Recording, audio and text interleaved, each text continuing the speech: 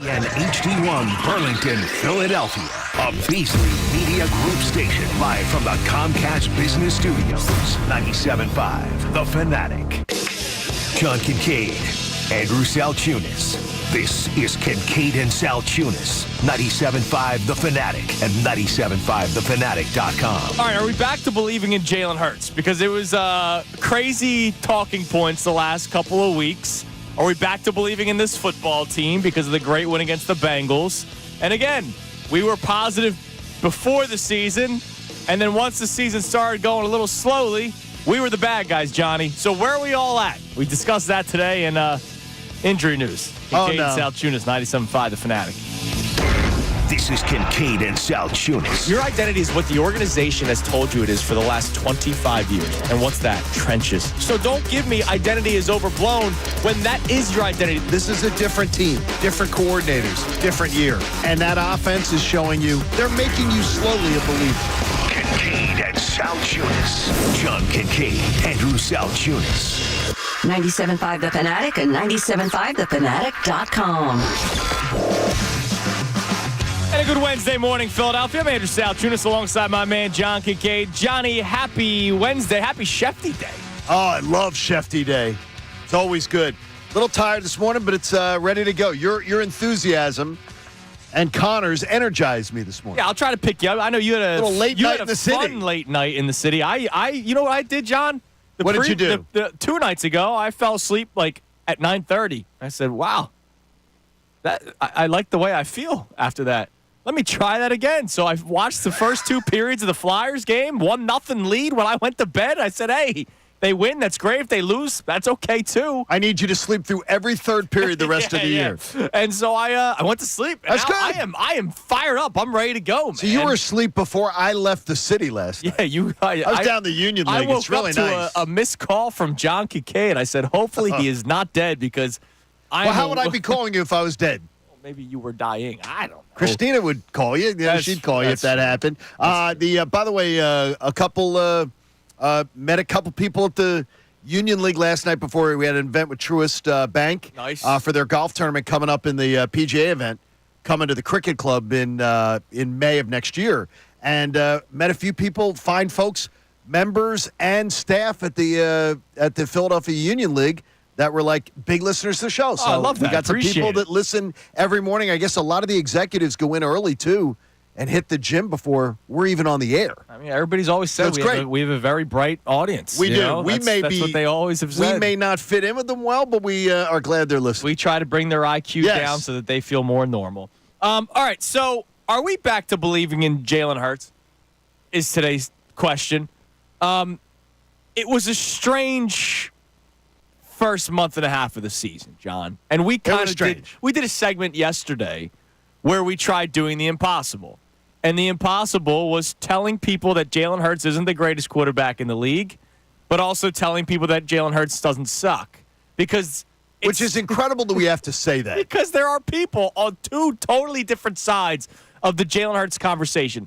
I roll my eyes at the way some people talk up Jaylen Hurts, honestly, because I've seen better quarterback play in my life, and I see better quarterback play in the NFL. I've seen a group of quarterbacks significantly better than him this year. Yes. And I don't think that's not bashing Jaylen Hurts to say it. But then I hear a caller on the best show ever a couple days ago, Monday, the day after the Eagles won and beat the Bengals 37-17, and they were talking about Jaylen Hurts, and the guy calls in and goes, all he did was hand the ball off all day. That's absurd. He was 16 of 20 in the air, 80% completion percentage, and made every right throw. There were no dangerous throws except for the one to Kenneth Gainwell. The one to Gainwell could have been a pick. Yeah, that was a horrible throw. Well, it was a horrible play call, too. I don't like that. Yeah, I didn't like it. It was too slow developing. But bottom line is, that guy played his ass off against the Cincinnati Bengals, and there are still people that try to diminish what he does, and they claim that they are Eagles fans. And I'm not going to say they're fake fans. No. If they don't think Jaylen Hurts is a good quarterback, they're every right to their opinion.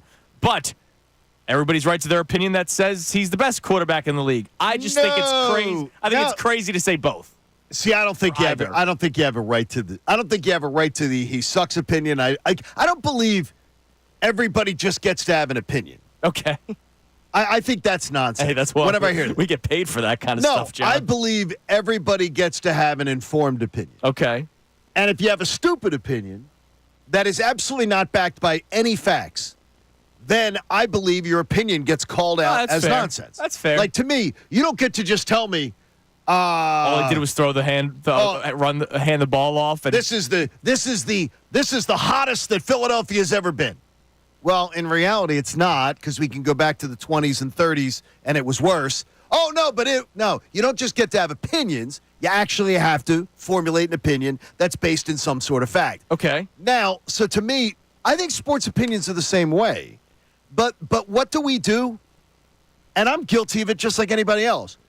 If there's something we like or something we want to happen, we amplify it.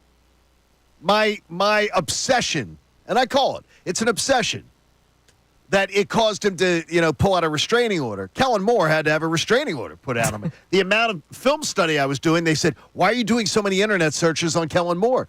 I believed Kellen Moore was going to be great. I believed I understood Kellen Moore's offense, what it looked like and everything. So I kept pushing that this isn't Kellen Moore's offense. Right. This isn't it. So fans are always going to amplify. Jalen Hurts, though, he generates there's no middle ground. No, there is none. And it surprises me because, as Dan Orlovsky said yesterday, I've interviewed Jalen twice in my life, so I'm no expert. But every interaction I've ever had with Jalen Hurts, whether it's in a scrum or whether it's in personal one-on-one type of thing, if your kid turned out like Jalen Hurts, yep, you heard Orlovsky say it. You'd be pretty happy. Yeah, he said he'd be proud of himself. He'd be pretty happy. That happened. He is a fine young man. But it's amazing, and maybe it's the way the world is right now. Not to explain. We're 6 days away from a big day. Yes, there are people that are pro Jalen Hurts and probably go overboard with it because they hear the horrible things that are said about him, and then there's probably people that hear the super glowing review of Jalen Hurts and go, "Come on, he's not that good," and then they go over the top to try to explain why they don't think he's good. Whereas there is a thing called that's a middle great ground. theory, by the way. But nobody believes in it anymore. It's you're on one side or you're on the other side. But I like that explanation. Yeah, because I think that's the way it is. Unfortunately, no, the one that you gave of when someone's a believer and they hear the detractors, that then they feel the need to turn up their thing to a ridiculous level, almost to match the ridiculous level of the person that's going after. Yes. I think that's interesting. I do believe that's modern phenomenon. I do believe that's, and hopefully that goes away one day. Hopefully it does. So are we back to believing in Jalen Hurts? Now, for the people that are super positive Jalen Hurts, this is an easy question for you. We were never out. For the people that were leaning negative, or obviously completely negative, after the first 4 games of the season, where are you at now? Because the last 3 games, the Cleveland game, I know they only put up 20 points. He had a good day as a quarterback that day.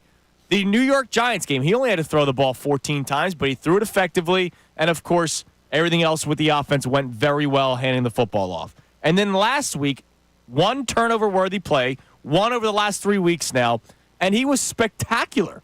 What he did against Cincinnati was shades of 2022, right? You felt great about Jalen Hurts' play. And if you're one of those detractors or one of those leaning negative people, did you not watch that football game and go, damn, he's playing good football today? Because if you didn't, then you have so much hate in your eyes or your heart or whatever that you're not going to ever give him credit, because that guy, and this is coming from somebody that's probably more critical than most on Jalen Hurts, he played his ass off on Sunday. He really did. And that's that's what I think a lot of people are, when you get dug in on an opinion, a lot of times you're just going to dig in and you're not going to give ground. Jalen on Sunday, I did it, and I put out the tweet. I put out the Taylor Swift, meme of, I don't know about you, I'm feeling 22, because it felt like 22 again. Yeah, that had an energy to it. He had a big smile on his face. He did, which I swear to you, when I see Jalen Hurts smile, it lights up the house. Because to me, how many times do you see sort of sullen, stubborn, almost mopey Jalen? Well, you read the stories last year that Jalen Hurts kind of was like that all season because of the loss in the Super Bowl. And look, I get it. The guy's a competitor. He's a gamer. Oh, he is. And that loss is probably still bugs him and probably will bug him for the rest of his life, right? Even if they do win 3 Super Bowls, this guy's one of those competitors that go, damn, I could have had 4. The one that got away. If this went right, if that went right.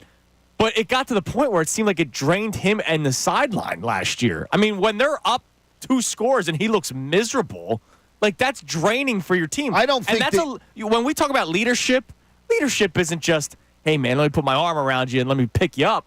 Leadership is also just body expression, facial expression. We complain about mopey and embiid all the time, how that must affect the rest of his teammates, right? When Jaylen Hurts was mopey on the sideline last year, I'm sure that affected some of his teammates. Sometimes I will go around the corner, and Haley and Gunnar will be in there, and they'll have the lights off.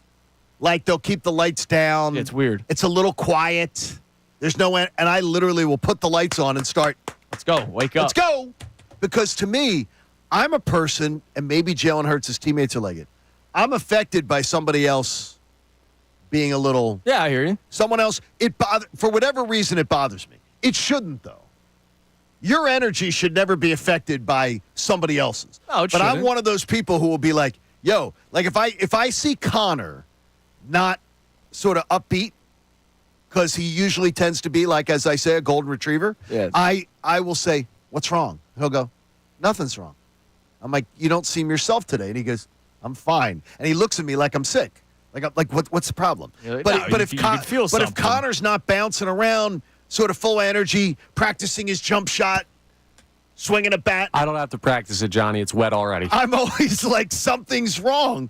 And to me, I could imagine that if it's the quarterback of your team, you can be affected by that. Yeah, absolutely. So, are we back to believing in Jaylen Hurts? And then the next question at 610-632-0975, you can text and you can call in, is whether or not what we've seen the last couple of weeks. And Connor, I'm glad that I know you were in yesterday, but Monday we revisited a question that we asked you last week, or that you had a strong opinion on last week, but you weren't here on Monday, and it was whether or not you can win this way in big games. And right? we wondered how you were going to answer this question. So don't answer it yet. Don't answer it. Because we asked Dan Orlovsky the question yesterday, and here he is answering it, kind of. The question is, when they have to go against the teams that I believe are the really good, we can stop you from running the football, and we can get you we can get you into obvious passing situations. So when you play Detroit, when you play Minnesota, when you play Green Bay, when you play the Los Angeles Rams, that's probably it when it comes to those 4 teams, NFC West, NFC South. And those are the 4 teams that I feel defensively can line up on early downs and say, we at least can go guy for a guy in the run game, and we're going to force you to kind of play not to your ideal strength. That's when you got to find out if, okay, can we actually hold the ball as much and whatnot. So it's a sustainable versus the elite. I think that's to be determined. All right, so he didn't really answer, but it looks like he leans more toward no. Yeah, it looks like it, too. And also, too, remember, that's off the question, too, about A.J. Brown also. Right. Like, he's a big believer that A.J. Brown, like Amy was saying, yeah. I lean more towards you, that I always believe that the threat of a big-time running game, that sort of is the straw that stirs the drink. Some people believe it's a passing game. And I love the fact that this team can mess it up, can decide one week to do it one way and one week to do it another. And they could be successful in any way to do it. So Dan says we got to see how it is against the elite teams that can go out there and stop you man for man. So, Connor, let's revisit. You said this last week that you don't think they can win big this way, and big is, NFC Championship game and Super Bowl. You saw them go on the road. Forget the record for a second. I think a lot of people still think the Bengals are a playoff team. I think the Bengals are a good team. They went on the road and beat the doors off of them, playing the way that they played. So how do you feel on this Wednesday morning, Connor? Better, and it has nothing to do with the offense. What do you mean? Because the teams that we see, the rare teams that have success that type of way, one, they have to be elite at one thing offensively. That's not turning the ball over. And Jaylen Hurts in the offense has been really good at that lately. right? I would love to see a high-powered offense. I think that's the most effective way to win championships at the NFL level. Get a quarterback that can sling the ball, that can score in seconds, have a high-powered offense, and figure the rest out. But if you're going to build a team a different way and you're going to have a game manager quarterback, which I don't like, the way you could do it is by taking care of the football, and Jaylen Hurts hadn't done that well enough to this point of this stretch of games, and now he has been doing that well, so I love that about what he's been doing. But also, if the defense can play this way, then you can.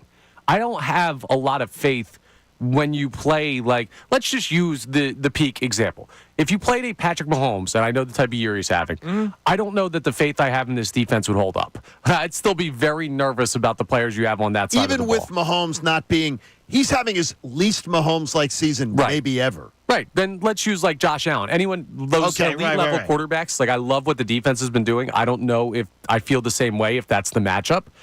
But if you get that type of hold them to under 20 points, you can absolutely you know win what's this way. interesting, though? You say, like, guys like Patrick Mahomes and Josh Allen. I totally get where you're coming from. And he's beaten them.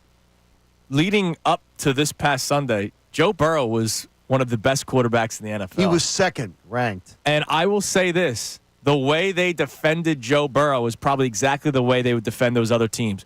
All right, we'll let you operate a 10-minute drive. You score 7 points, we're now going to try to score. The game actually went perfectly if you could have drawn it up any way better. You let them get the ball first. They clock off 10 minutes. You get the ball to end the first half. You get the ball to start the second half, which is the idea of deferring that a lot of people like to celebrate. Which, by the way, they have not done well at. No, they have not. They have not. It worked out for them on Sunday.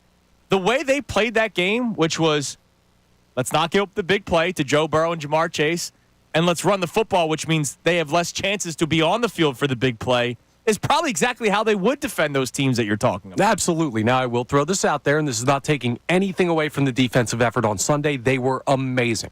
No T. Higgins is a big difference for what that offense has been and what they were. Yeah, so they lost Devontae Smith pretty much. Well, they scored 17 against the Giants. With T. Higgins. With T. Higgins. Yeah, I mean, with their full complement of players, so it's not exactly like this is, a team that's rampant. Right. I got you. Like, I'm not taking. I got you. I'm not trying to take anything away, but there's different circumstances, and I just wonder, and it goes to the sustainability question of the defensive side of the ball, which I know we're going to get into throughout the week. Like, I wonder if they could play that style on both sides of the ball, because the offensive side, where you're doing this run first or run heavy, and you're just picking apart teams. That works if your defense holds up. Yeah, it has to be a perfect marriage, which it kind of is, because Vic Fangio's belief is bend but don't break, no big plays. And then the Eagles' offense was about big plays, and I think they're starting to change a little bit, which I think is best for this team. So our questions today. Are we back to believing in Jaylen Hurts? I should say, are you back to believing in Jaylen Hurts? Because, some people never left, and some people were zealots. And we never left. No. We just pointed out the fact that he can't turn the ball over the way that he was. And since he has not, he has looked like the quarterback from 2022. Hold him to that standard. So are we back to believing in Jaylen Hurts? 610-632-0975. And is this sustainable? We asked Dan Orlovsky. All right, what was the biggest problem with Jaylen Hurts? Because a lot of people hear Dan Orlovsky and go, all he does is rip Jaylen Hurts. No, he's actually given him a lot of credit the last couple of weeks. You know why? Because he's played very good the last couple of weeks. It's interesting, isn't it?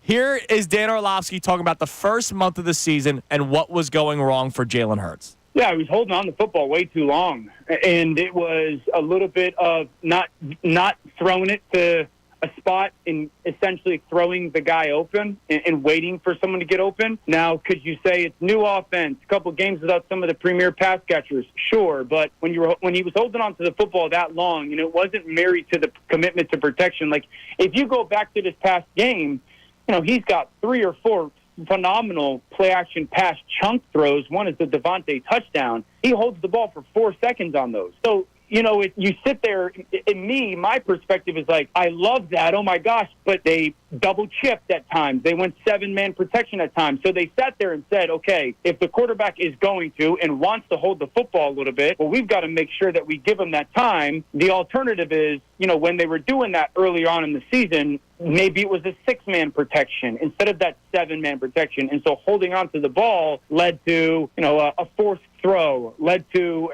a fumble within the pocket, led to a misread. So I think there's a little bit more of, I don't want to say he's not holding on to the ball as much anymore. I think he did this past week. I just think that they committed to protecting a little bit more with an extra body when they do it. And they did. And that's one of the things that the All-22 pointed out that I didn't see just watching the game, that they were absolutely – I've never seen a cleaner center pocket this season. Yeah. He had time to throw, and he had no sort of jittery feet. No. He was absolutely, and a few times, not enough, did he step up. When he stepped up into the pocket, it was to run. And in 22, one of the things we saw is he would step up in the pocket to throw. Yeah. I think we'll see more of that as he gets comfortable, but they did do extended protection plans that really paid off on Sunday. Remember, that's with a right guard that's a backup, and Correct. your blindside tackled. Not like no one knew his name before the season here. Like that's really. You didn't know Fred X? You didn't know Fred I X? don't think he's the true Fred That's X. my Fred X. I Okay. would tell you, I had no idea of his story or otherwise. Oh, it's an amazing story, too. And it is. Yeah. It really is. And he's been tremendous for the Eagles. Styling you, been. baby. Red Lane Johnson, baby. So you heard Dan Orlovsky talk about what was the problem with Jaylen Hurts and how it could still be a problem, but right now it's not. Look, both can be true. He struggled, and he's played much better. Is this sustainable? Are we back to believing in Jaylen Hurts? We'd love to hear from you. 610-632-0975. You can text it. You can call in. We'll hear from you throughout the entire show. Again, this is an Adam Schefter Wednesday. He joins us at 8 o'clock today. And as we reach the midway point of the week, we get to start turning our attention to the next opponent, Jacksonville. And Johnny is wondering if the Eagles could get the same man fired twice. That's just wrong. We discuss it next. It's Kincade Salciunas, 97.5 The Fanatic. Fanatic Sports Update.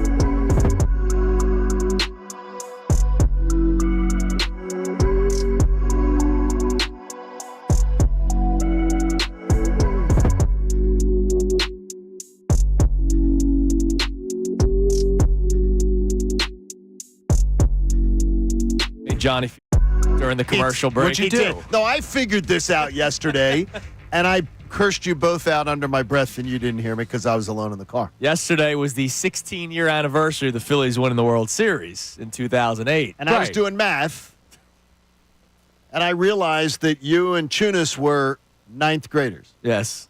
That is correct. Yes. I then cursed you both out. You didn't realize that I cursed you both out. I sensed anger.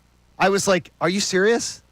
Those little Yeah. were ninth graders. And where were you at the time? I was 8 years into a 21-year radio show. I was 8 years into that show. I had just and you turned guys 14 were ninth years old. graders. Yeah. I used to have this. I used to have this with. I had it with Jason Hayward first, Brian McCann, Jeff Francoeur, Dansby Swanson, all these guys that grew up in Atlanta. I had it with Brandon Marsh. First time I met Brandon Marsh. Yes. Hi, Mr. Kincade. I used to listen to you in the car, because all these kids out of the Atlanta area grew up and went to and have become baseball players, and a lot of them became Braves. Yeah. They're like, Mr. Kincade, I used to listen to you on the radio. I'm like, oh my God, how freaking old can you I'm get? sorry, I didn't mean to audibly laugh, but do you see the message that Brendan Gunn left for you on our call screener? Oh, there. He says, tell us about the First World War, Grandpa. Hey, guess what? There's about to be an assault on you right now. But I can tell you. All right, so are we back to believing in Jaylen Hurts? Can this offense continue to thrive with him under center or in shotgun, Always. right? This style of offense, right? Under center, you said Is it. it sustainable? And are we back to believing in him? Because I know there were a lot of people that were detractors of Jaylen Hurts. It was fair to point out when he was struggling. It was not fair to go over the top and say that he sucks and you should draft a quarterback next year and look for other options, get out of the contract. It also wasn't fair for the people that were saying, oh, don't worry about it. Don't worry about it. Don't worry about it. Like, Well, no, worry about 2 turnovers a game. Then you had some people, and I would say just as dopey as get out of the contract. You had people that were going, look at Patrick Mahomes' numbers. Yeah. Look at Jalen Hurts' numbers. Jalen Hurts is better. Yeah. And then I said, now do the one-loss record next. Yeah, and the then two do of them should never be and compared. And do the pedigree next. It's unfair Stop to it. Jalen Hurts to compare them. Even though I've seen Jalen Hurts, I believe, 2 times play Patrick Mahomes and outduel him. Yeah. I believe he was the better quarterback both times he played Patrick Mahomes. In those specific games. In yes. those specific games. And I also am looking at it and saying, I saw him outduel Josh Allen. Throw for throw. Yeah. Point for point. Back and forth. I don't worry about big stages versus big quarterbacks for Jalen Hurts. No, And to course me, not. that's always the saving grace when I see him playing in a crappy stretch, that I'm like, I know that guy's in there. Yeah. I know he's there. We saw it this past Sunday. And I believe that was a coming out party. I sure hope so. I do. I really do believe it was a coming out party, and we're going to be pretty excited about what we see. And so the question also then is, can it continue this weekend against the Yes, it Jacksonville can. Jaguars, John? I It can. totally believe it as well. John, go ahead. Ask the question, Okay. you heathen. I'm going to ask the question because my guys down in Jacksonville got some buddies down there in Jacksonville who do sports radio. I'm guesting on their. I'm going to destroy their family Thursday or Friday of this week. They were actually discussing if this week could be the last chance for Doug Pederson. And I was thinking to myself, wait a minute. Are you telling me, and this will go up on 97.5 The Fanatic later today, very popular piece, I'm sure, could the Eagles get Doug Pederson fired twice? Not right, man. Because they did get him fired once. Yeah. Well, his stubbornness, I think, truly got him fired. Yeah, he didn't help his own cause. He would have been back in 2021 if he wasn't worshiping at the altar of Press Taylor. He would have been, I think he would have been back. Jeffrey Lurie would have had him back. He refused to make the staff changes he was asked to do.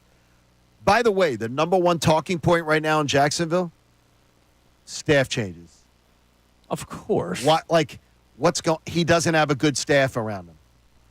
No, he never. And I'm thinking to myself, he didn't hear either, except for when it was Frank Reich and John D. Filippo and Schwartz. And I don't think that staff proved out to be that great in the long run either. Oh, they were good as OCs and DCs. Right. And so to me, there's a lot of talk down in Jacksonville. Like Jim Schwartz, by the way, is doing a tremendous job at the Browns. He as is defensive coordinator. He's done, by the way, though. But he's Doug is done in Jacksonville. Yeah. He will not be the coach next year. He could be done in the NFL, man. I wouldn't think that. I would think an offensive coordinator would be the only chance that he potentially have, and I'm not sure anybody be lining up for that. I mean, he's been the guy calling plays with the Jags, and it's been horrible. I mean, Trevor Lawrence was the second coming, and look at how he's not really uplifted his game. So he had a college football championship winning coach in Urban Meyer, and now a Super Bowl winning coach. Yeah, it could just be Doug Trevor Pederson, Lawrence. that Trevor Lawrence has fallen flat on. But to me, I asked the question. And I don't want this to – I'm not being joyous with this at all. I know you're because not. I love what Doug Pederson gave to us. But I got to tell you, wouldn't it be ironic if the Eagles – look, what if they give me my 125 points? What if they give me my 125 points? Beat the doors off in the 4 Jags. games, score 40 against the Jags. I end up getting that weird prediction right, and they gas him on next Monday. That could happen. Doug Pederson could be fired twice.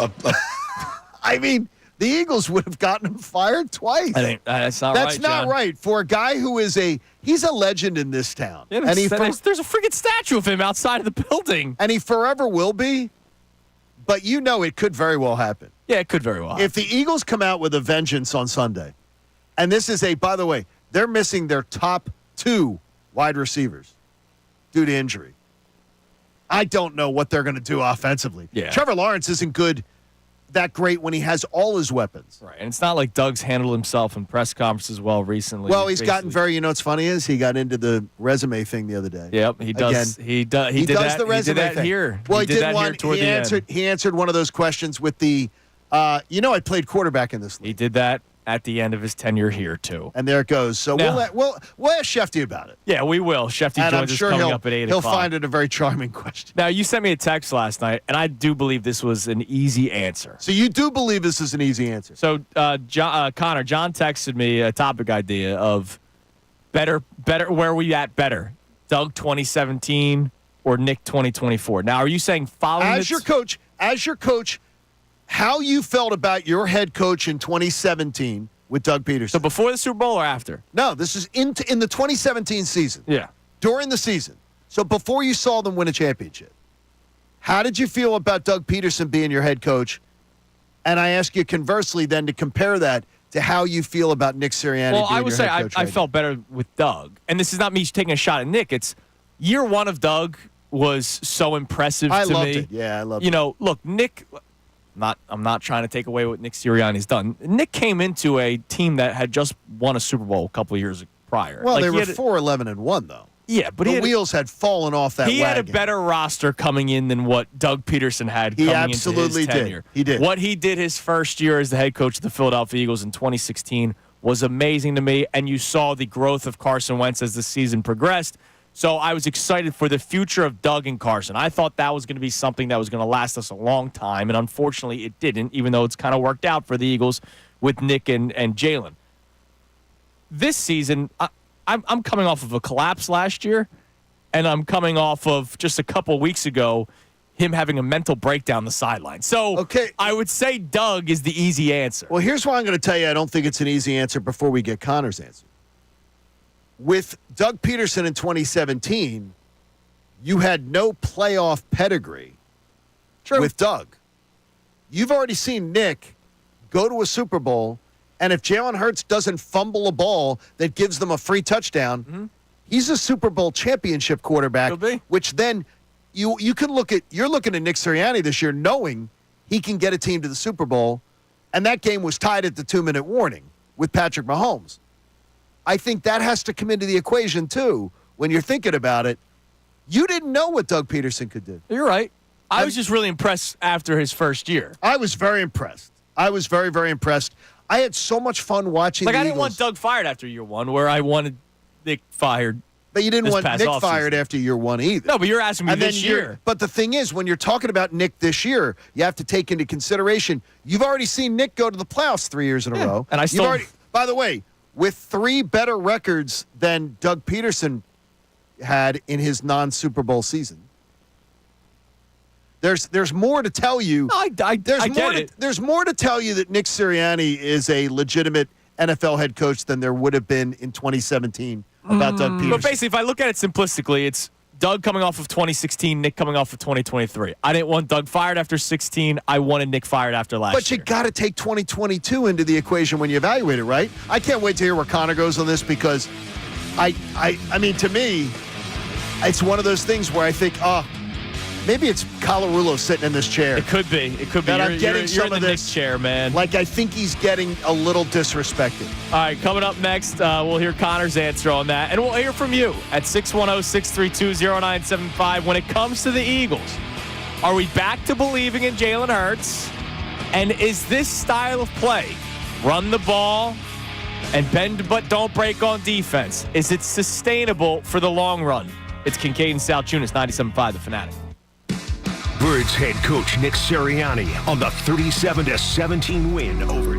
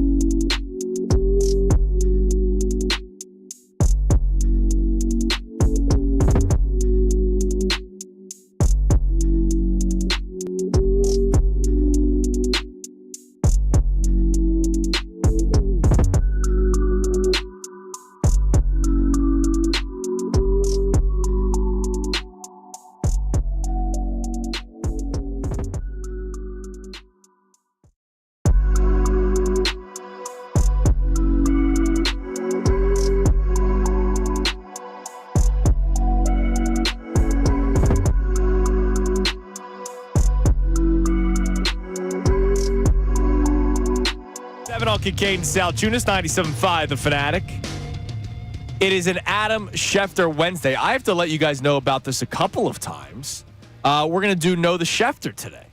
We have Adam Schefter. I love that we're doing this because I think that it's a great way to contest. Well, yeah, and you should listen to Shefty all the time and get all the information because there is a lot to get into. We're getting closer to the NFL trade deadline. That'll be on Tuesday. Does Howie Roseman regret the Jahan Dotson trade? Has been something that's been talked about a lot. He's 120th out of 120 wide receivers in the NFL. Yeah, not great. And they traded more capital than what other teams are trading for the wide receivers that are acquiring. But don't forget, Jahan Dotson also has an extra year under control, and Is that supposed to be a good? I keep hearing that. No, but I'm saying that is that good news? That was the reason for what it costs. I got you. And again, nobody is that supposed to be good news? Nobody was complaining about the trade when it first happened.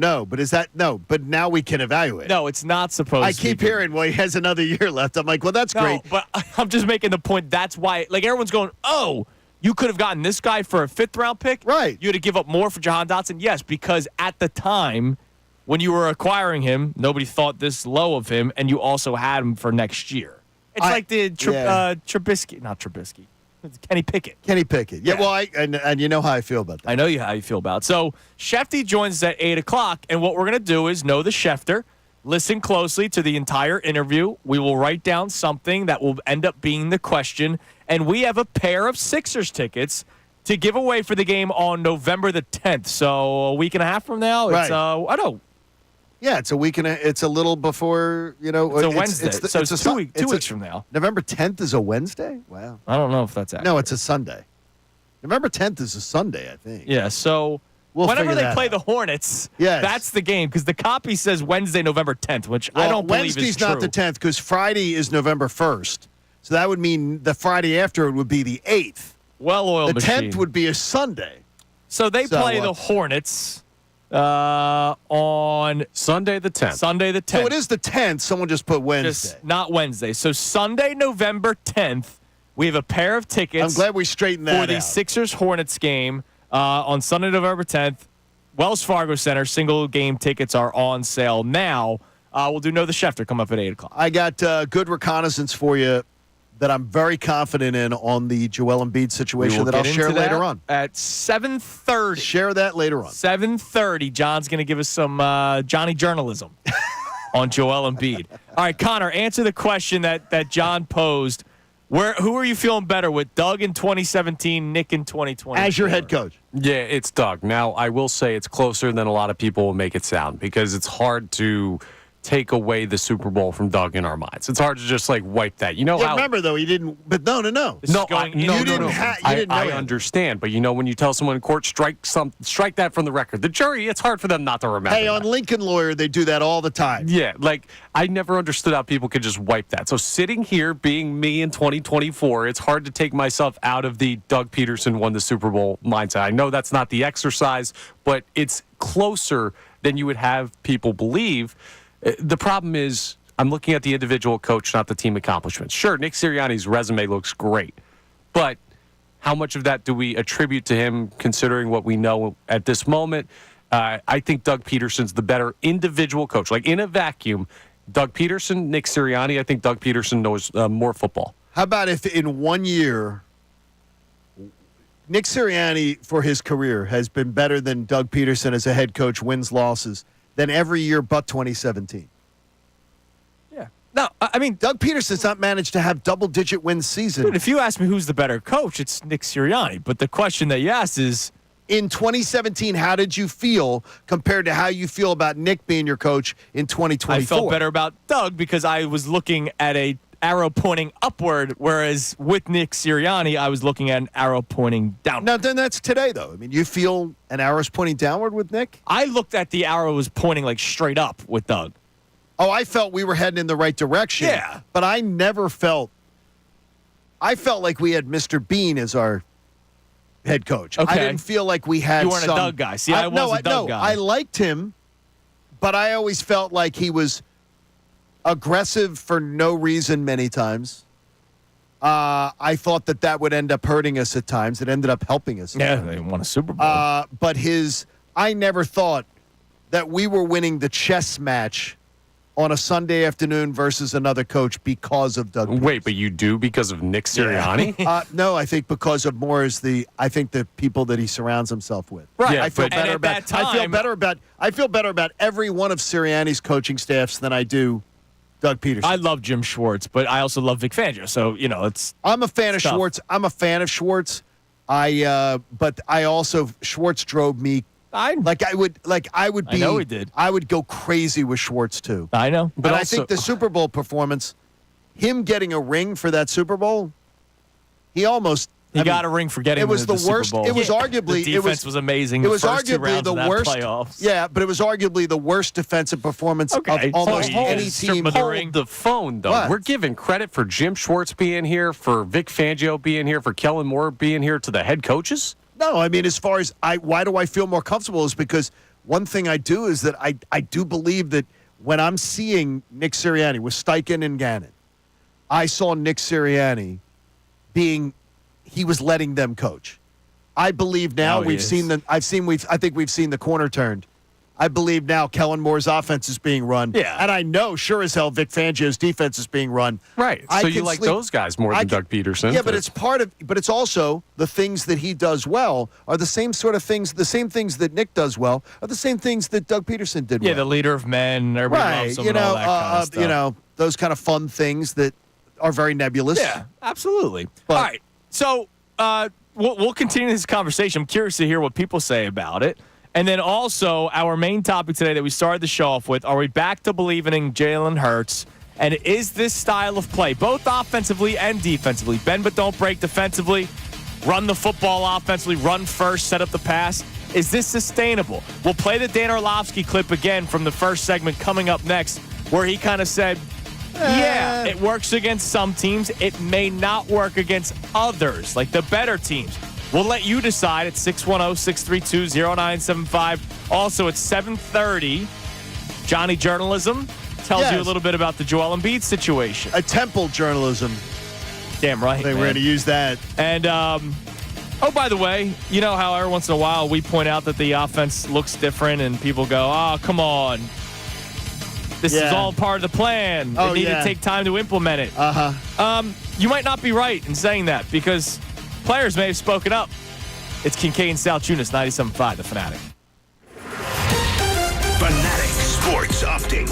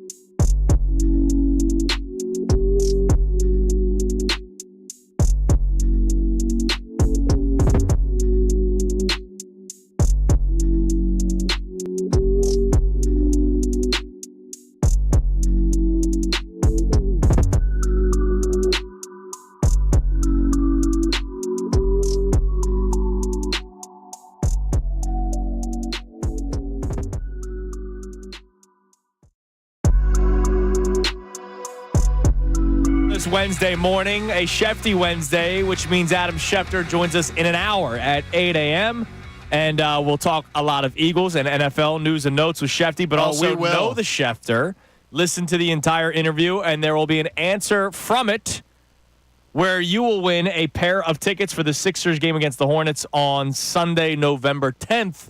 And hopefully the big man is playing in that game. Well, hopefully Paul George is playing in that game because they are both out again tonight against Detroit Pistons. So the Tobias Harris revenge game might actually happen because Joel Embiid and Paul George are both out. At 7:30, Johnny Journalist. Yes, I did a little journalism hat yesterday. We will hear a little bit on what could be going on with the big man. Get a little bit more information because there's still a lot of confusion surrounding why. I think Nick Nurse is confused. I will tell you that I believe that I will tell you exactly what's going on within reason, and I don't think it's as nefarious or as confusing as maybe we think it has been. How will it come off? Do you think people will be like, oh, okay, or do you think people are going to be annoyed? I think most people will be a bit annoyed by it. Ah, okay. Yep. All right. But I do believe I feel comfortable in what I will share. All right, so that's coming your way at 7:30. And around 7:10, did players speak up about the Eagles' offense? We'll discuss that coming up in a few minutes. But I want to get to the text messages. We haven't gotten to any today. You can text in. You can call in 610-632-0975. Our main topic today, are we back to believing in Jaylen Hurts? And I say we as in more so the people that were on the fence. You're using the royal we. Yeah, the people that were on the fence, that were leaning out. There are people that were completely out, which I thought was ridiculous. But you have now seen him play 3 exceptional games over the last couple weeks. Since the bye. Since the bye and since the offense changed. Yeah, it looks like it's changed. It looks like the offense has changed more to what Kellen Moore does. And the other question is it all sustainable? What Jaylen Hurts in this style of offense is, and also the style of defense. Here's Dan Orlovsky, who joined us yesterday toward the end of the show, so he didn't really get much chance to react to. He joined us in the 9 o'clock hour. Here's Dan Orlovsky trying to answer the question of whether or not this offense is sustainable.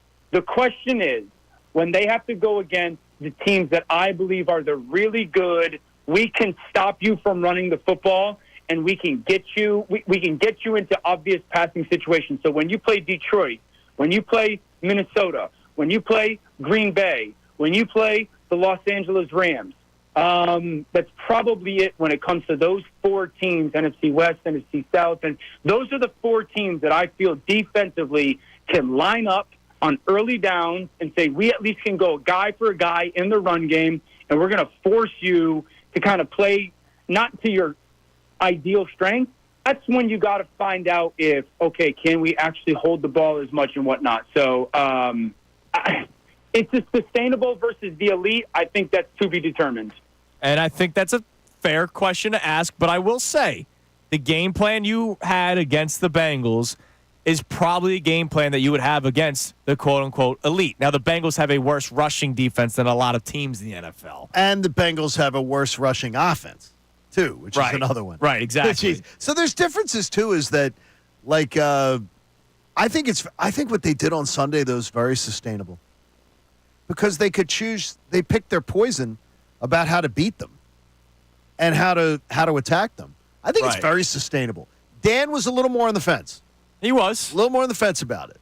But we're going to watch this thing play. I feel a lot better. Since the bye, I feel so much better about where the Eagles are and where they're heading. And I'm curious to see. So Sunday they play the Jags. Right. The Jags are allowing just 4.2 yards per carry this season. Well, they are one of the best in the NFL. That's 6th best in the NFL, behind the Broncos and Steelers at 4 yards per carry, Vikings at 3.9. So just, 0.2, 0.3 yards away from being a top 3 rushing defense in the NFL. But do you know that they're 30th against the pass? Well, and then that goes to what do you do this weekend? Do we get a pass-happy approach? And by the way, because Nick has not shied away from saying game plan's different week to week. And I do not believe for one second that Kellen Moore wants to be a primarily run offense. I've never saw that. Right. But he did love to sort of lead with the punch of a big back and then wear you down with it. Right. Now, I've been saying 25 to 30 attempts for Jaylen. It was 20 last week, 14. And you'd be fine. And I'd be fine with it. And oh, by the way, 25 to 30. So he threw the ball 20 times this past week. He did tuck and run probably 3 times. So it was probably close to that number of 25. See, to me, I'd be fine if 25 was the number every week. Yeah. I think it'd be the sweet spot for Jaylen Hurts because I know then that Saquon's getting his touches. Yes. I still can't believe, though, and it is something that has shocked me, that Saquon Barkley is not a bigger part of the passing attack. In fact, he's no part of this team's passing attack. Right. That really surprises me because I did not expect And we that. saw it early on in the first game of the season. He scored a touchdown. That beautiful wheel route that he scored the touchdown on. They don't even target him. Like, they don't even. Maybe they got scared ever since the drop pass against the Falcons. And that may be, and he may have done that to himself, but I expected that to be a bigger part of things. Okay. 610-632-0975, the number you can climb in. You'll hear something from Brian Baldinger coming up in a few minutes, or we'll tell you something that Baldy said. But what do we have on the text line there, Connor? John V checks in on the Jaylen Hurts conversation, says, I never stopped believing in Jaylen Hurts. He has had so many OCs and multiple head coaches. He has the talent, skill set, and work ethic. And yes, the Eagles can win like this in big-time games. They can run big time and throw big time if our defense plays like they have been. Anything's possible. I agree with John. Like, I don't think the way the Eagles are playing scares me against good teams. No. Like, it really doesn't. This is what I want. Like, this style of play is what I want. And we'll find out. Can they beat Patrick Mahomes in the Super Bowl? We'll see. Yeah, let's get there first. Let's see, can you win the I'm telling you right now, and I know people are telling me, oh, my God, you're so chicken little. I want to see them win the NFC East first. Yes. No, you're right. And I think that people who are just laughing off this Commanders team are doing it at their own risk. Right. Because the Eagles' schedule is brutal still with some games that are very much up for grabs. The Commanders' schedule, they're expected schedule. Yeah, they're taking advantage of it. Absolutely they are. All right, what else we got, Connor? All right, we have a check-in here from Khalif who says, I think we need to see consistency again before I'm all in on Jaylen Hurts. I'm definitely leaning towards it, and honestly, the reason why I'm not all in is the Tampa Bay game. I understand everyone was injured, but it's how we lost and just laid down. Same way they beat us last season. It feels like it had a lot to do with the play of the quarterback and I the don't think leadership of Jaylen the played team. well in that game, but I hated the game plan. I hated the game plan. And that was a day where I was not ripping Jaylen Hurts. I couldn't because, first play from the line of scrimmage, you're taking a shot downfield. Like, the Buccaneers, the script was there for you. The Buccaneers, one of the worst rushing defenses in the NFL at the time. Your wide receivers were out. Your right tackle was out. So it's better to just pound the football, and they didn't do that. And then the Buccaneers are up 24-0 because of your ineptitude offensively. And that's why you lost that football game. And then you had to throw the rest of the day. So I don't necessarily blame Jaylen for that Buccaneers game. I thought the game plan was putrid. I thought it was they put him in a terrible position. And then the bye week happens, and I think there was a mental reset and a physical reset for this football team, and you've seen things change over the last 3 weeks. The Bengals, for the people that did the Browns, Giants, it was just the Browns, it was just the Giants, don't say it was just the Bengals. No. That was a great win on the road, a team that needed to also start piling up wins in Cincinnati, and they go up 7-0, and you didn't miss a beat. And 10-3. And 10-3. And Joe Burrow was the second-ranked quarterback in the NFL going into the week. And you beat them by 20 on their home turf. And more importantly, you made him, and it's more of a defensive topic, but you made Joe Burrow look very ordinary on Sunday. Yeah, they took away the big plays. And they took away Jamar game. Chase. Yeah, it was amazing. Jamar Chase wasn't I had a guy send me an email yesterday. He goes, what were you talking about? Jamar Chase was a force on Sunday. No, he was not. He had a good game, he was not a but force on Sunday. It wasn't Jamar Chase. He was not a force. When you're getting, it took him 9 catches for what? Was it 9 catches for 60? 50-some, I think, yeah. I mean, come on, give me a break. You're considering that a force? Ask yourself if A.J. Brown has that game. Do we talk about him as a force here in we're Philadelphia? not saying that. No, we say he was fine, but not a force. It was fine. He was not. No, we're probably asking what did Devontae Smith do. And I got to tell you, I had a gentleman yesterday, if I can find his email here, Matthew, already ordered, he said this morning, he ordered his son a Cooper DeJean jersey. Oh, yeah, man. He got a medium Cooper DeJean for Christmas. He says he took care of that. He told Santa that that's off the list. By the way, speaking of jerseys, that sale's still going on. It is. On Fanatics. Okay, I got to look at this. You could get an Eagles jersey. It's the old watermark. It's not what they got going on now, which people don't mind. Yeah, I like the old one better. Jaylen Hurts jersey is available for $58 right now. Now, do they have? Enter promo code GHOUL. So it's just old school. It's Halloween, man. 'Tis the season.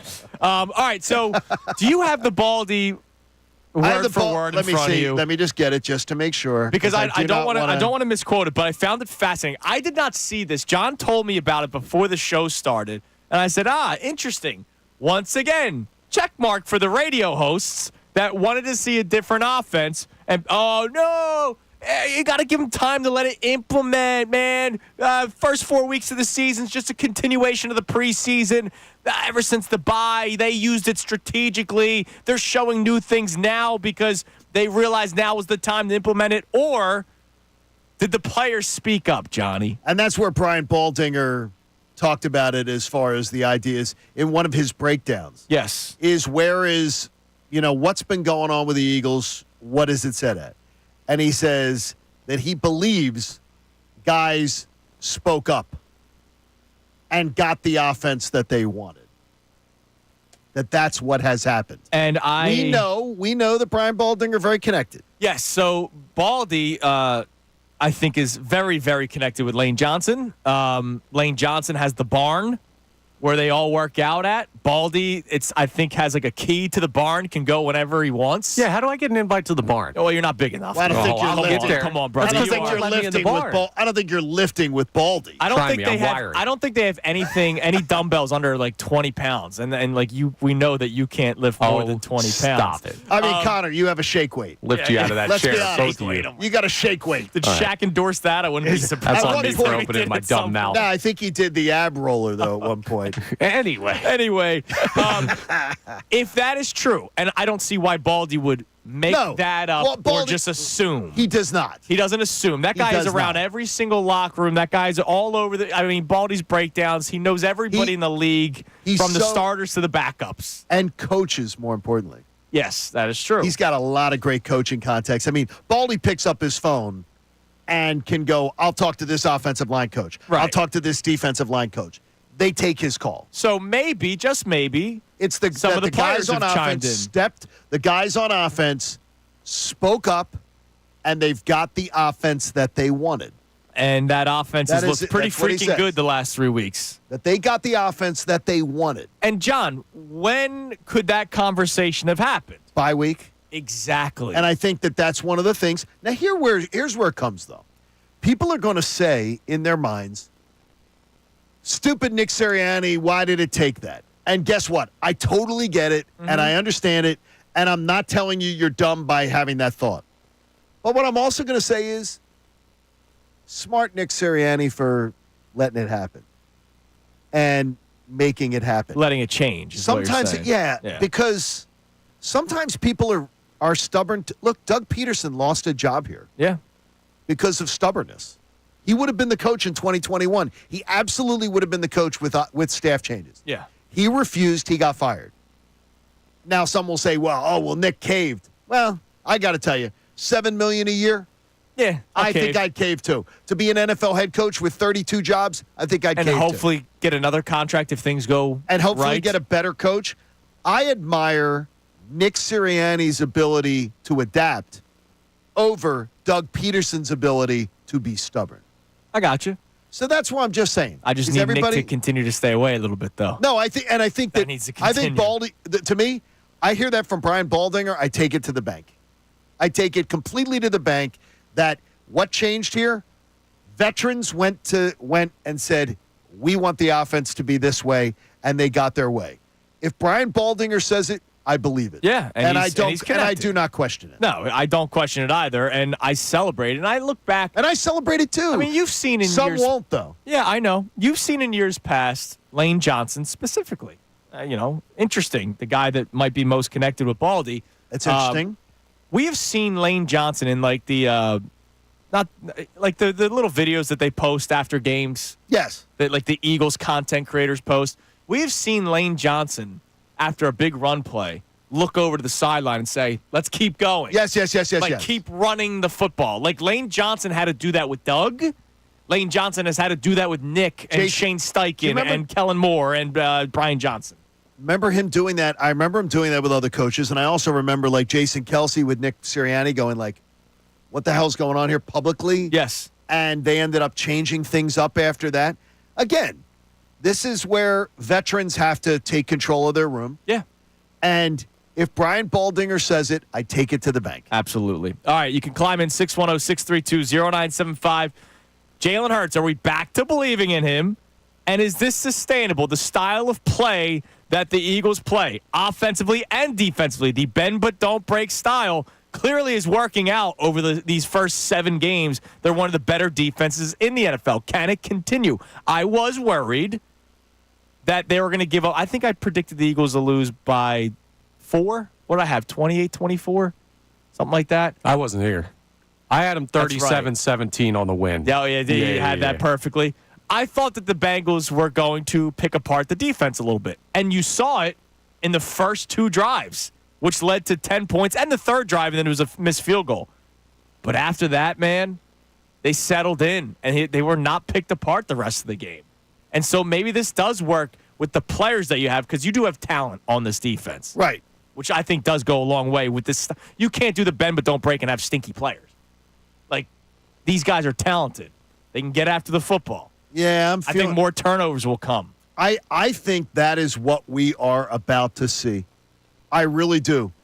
If, how about next 3 games, 5 turnovers? That'd be nice. I think we're going to see it. Okay. I really do. They're so close, and we keep seeing it. And with young players, there's always the talk of why do guys play defensive back instead of wide receiver? Yeah, of Because their hands are terrible. Right. And I believe some of the Eagles' defensive backs are showing Quinyon Mitchell specifically, that man. their hands are terrible. Now, All right. I wonder, because we had this conversation about Jalen Carter, right? And Jordan Davis and basically every rookie that ever plays What's at that? the NFL level. This rookie wall or this young player wall, do you look at the young players on the defensive side of the ball, and when we talk about sustainability, do you worry they run into a wall later I mean, on? it's always something to keep an eye on, but I will also say this. It's different as a cornerback than a guy that's less in the physicality. trenches. I you get- know okay, what I mean? I get what you're saying. Yeah. Okay, now I get what you're saying on this. Is that the There's still going to be idea a bit of a wall, but I don't think it's as much of a fall off as a guy that's playing defensive tackle. for Jordan Davis, it's more of a drop off. Right. Whereas a cornerback, it's more finesse. Okay, and not, I get you. Beating each other up on the line all day. Fair, just wanted to ask. I think you're onto something. All right, give us Salciunas. a text message. You know, Every once in a we've been while. on a heater recently, man. We are the reason why the offense changed. All right, we're on a heater right now. What do we got on the text line, Connor? Derek from North Philly checks in on the Doug Pederson and Sirianni conversation. Says, Doug is trash. He didn't even call the Philly play, and look what he's doing to his team now down there in Jacksonville. Brandon Graham That should have had the statue after the Super the Bowl. question. We didn't want the question that John posed. Who were you feeling better in? and you got to say it. And again, I admire Connor's honesty, but you can't change the question. It's the idea of you got to put yourself late October 2017, late October 2024. Everything you know about Doug Pederson from 16 and to that point in 17. How did you feel about Doug compared to how you feel about Nick today? I feel better about Nick. And that's Because I did not see that season ending in a Super Bowl champion. well, I didn't see a Super Bowl, but I saw an arrow pointing up. I Whereas saw this a great one, this one's shaky. No, I saw a great one. This arrow's still shaky with Nick. Let's see how they continue to compile wins. I would love that. All right, so we'd love to hear from you. You can text in at 610-632-0975. Are you back to believing in Jaylen Hurts? Have you never left? But for those of you who were shaky with Hurts, on the fence, or leaning negative, or completely negative, have the last 3 weeks changed how you feel? I don't necessarily like the snip, snap, but there are people that do that. Snip, snap. There are people that go back and forth with their opinion. Where are you at with Jaylen Hurts? Are you back to believing in him? And is this style of play, both offensively and defensively for the Eagles, sustainable? We'll get more text messages as this show goes on. Adam Schefter joins us at 8. But before we get to the great journalist of Adam Schefter, coming up next, we get to the journalist, John Kincade. Yeah, Temple journalism. What the hell is going on with Joel Embiid? I think Johnny did figured some something digging. out. I think I figured some things out. I feel confident sharing. We will hear that next. It's Kincade Salciunas, 97.5 The Fanatic. Fanatic Sports Zone.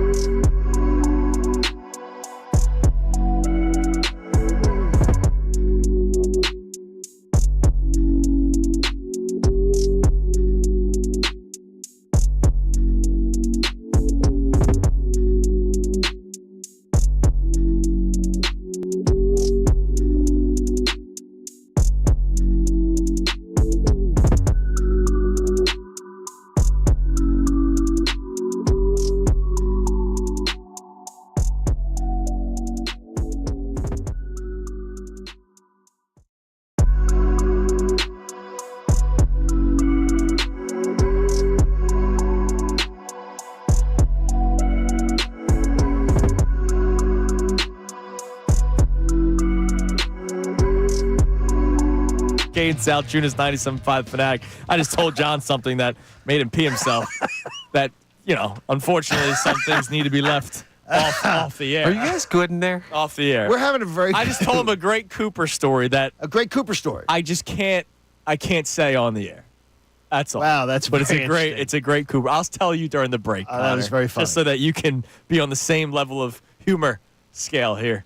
It was because very it was a funny stuff, one. and I appreciate that. All right, we'll hear from you in a little bit at 610-632-0975. Are we back to believing in Jaylen Hurts? And do you believe that this offense and this style of defense can be sustainable moving forward? Do you believe this is a winning formula, not just for a couple of games here and there, but in the NFL? Again, the Jags this weekend, sixth best team in terms of yards allowed per carry at just 4.2. The Eagles have won the last 3 games really focusing on the ground game. So can they continue to do that against a team like Jacksonville, who has had success against the run? I also look at it as fight fire with fire. Okay, they might have a great young running attack on defense, but I still have a top 5 offensive line in Saquon Barkley. Why should I always cave to what they can or can't do? Like, I get it. If they're not great against the pass, maybe you should have more passing plays in the game plan. Duh. But just because they are the 6th best rushing team in terms of yards per carry allowed, does that mean all of a sudden my top 5 offensive line isn't top 5 anymore? No, they're still top 5. No, they're not. Yeah, I mean they're still top 5. Is Saquon Barkley no longer a top 5 running back just because they're playing a better rushing defense? No, he's still a top 5 running back. They should not. I'm just worried that all of a sudden they go, oh man, we might have to get away from the run this weekend. Don't do it. Stick with what's been working. I honestly want to see them not, especially when they see it with the Jags. And we'll be talking more about this matchup tomorrow and Friday. But with this matchup, I hope they just don't get all pass happy. Yes, please. I do not want that. All right, Johnny Journalism. Yeah, exactly. Now, I didn't go to Penn State. So, I didn't. I chose Temple. Yes. But I started kicking around this Joel Embiid story. All right. And I feel like I've got very good information. Because, by the way, in case people don't know, he's out again tonight. He's out again tonight. It was announced yesterday, and Paul George. And I had said to you, I didn't believe Embiid was playing tonight. Yeah, you did not. Because of the fact that I didn't hear that he was playing tonight. And by the way, the leaks that Paul George was going to make his debut on Wednesday were false. Yeah. And by the way, I don't believe that there were plans for Paul George to play Wednesday, but there were leaks that he was, and that was wrong. Here's what I can tell you I think I've deciphered that I absolutely know, and I feel confident sharing with you. There is no new injury with Joel Embiid, and he did not injure himself at the Olympics. He did not injure himself in training camp. He did not slip in the tub. He didn't have a quad. What was Madison Bumgarner fell off his forerunner? Yeah. Wasn't something like that? Nothing like fell that. Off his roof? No, nothing like that. He didn't, like Bo Diaz, I think, died like a satellite dish fell on him off the roof. Yeah. That didn't happen. That did not happen with Joel Embiid. Joel Embiid is not healthy, though. He is dealing with fallout from the injury that he sustained and the surgery that he came back from last year. I am speculating at this point, total speculation. This is not part of any quote-unquote like reporting. That maybe he did come back too fast last year. Maybe. From that surgery. Because they wanted to play in the playoffs. And I would say, to me, that makes me love Joel a little bit more that he tried. But the problem being, last summer, and this is back to journalism, John, he did not take off. He played in the Olympics.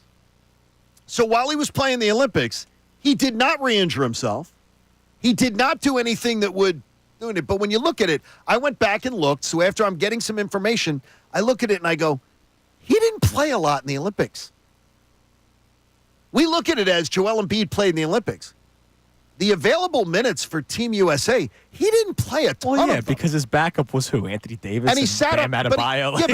But there were complete games he sat out. Yes. There were games where he played very few minutes. So honestly, the wear and tear of the Olympics itself, not as much as maybe guys like me, by the way, have had a bias in my head. damn it, he played in the Olympics. He didn't really play as much as we would have expected. Yeah, of course. He wasn't playing 40 minutes. But what he didn't do is he didn't rest. And there wasn't rest and rehab and everything like that during the Olympic time. He didn't have an off season that maybe could have helped him be ready and more prepared for what he would face at the beginning of this year. I will unequivocally tell you, 100 out of 100, the 76ers' plan was not to have Joel Embiid sit out the first 4 games of the year because of some grand plan to have him play less games so he's ready for the playoffs. So this isn't load management the first 4 games. It is not load management. Even though load management is part of the plan, Of course. it is not part of why he's missing now. This ramp-up period is getting him ready and getting him to where he feels good. Now, I feel good about this, too, is that over time, Joel has been asked to hit a certain threshold where he feels comfortable to play, and maybe out of a great abundance of caution, you maybe raise that number a little bit and saying, if you're 7 out of 10, you feel good enough to play tonight. I said 80% to you last week. And let's say it's 80%. Let's say that's the number that now you go, let's raise it to 80. Yeah. Let's make it 80, 85. So he's not pushing himself at times. He's ramping up. He's coming off of a summer that was very busy when, again, my editorializing, it would have maybe been better for him to have a relaxing, quieter summer than traveling all over and doing the Olympics and everything. But it's something he wanted to do, and the Sixers couldn't stop him from doing it. Right. But 100%, this is not some grand plan to have him take off games in October so he'll be better in May, so he'll be better in April. This is not that. So bullet points, and stop me if I miss something. Okay. Surgery last season. And arguably he could have, I'm sure he pushed himself to come back. Came back so that they could play a little bit before the playoffs. They didn't want his first game back in the playoffs. So surgery last season may have came back a little too soon. Obviously re-aggravated or was not 100% throughout that Knicks series. We saw it. He did. He was dragging his leg around at times. There were games he had really good games, and then there were games where he was definitely more hobbled. It has been discussed that rest was pretty much the only medicine, obviously, post-surgery. He went to the Olympics, participated in the Olympics, and based off of what you said, again, bullet points, there's nothing in the contract that does not allow him. Yeah, there's nothing where it's like you're not allowed to play in the Olympics. And more importantly, I think with Joel and a contract negotiation was probably going to go on after which it did, yeah. After the Olympics, you probably go, do we want to mess with him while we're trying to get him to sign to an extension? We just got Paul George here. Do we want to have Joel disgruntled? Right. Or anything? And by the way, I also would believe, I feel very, very confident in saying the Sixers did all their due diligence on Joel Embiid to make sure that they were not signing him to a contract where he was going to be, his knee's mush. Exactly. He's got a mush knee. So they're not a dumb organization on that. So basically, Joel Embiid's decision to play in the Olympics is why we're where we're at today. Why we're still ramping up. And the ramp up is real.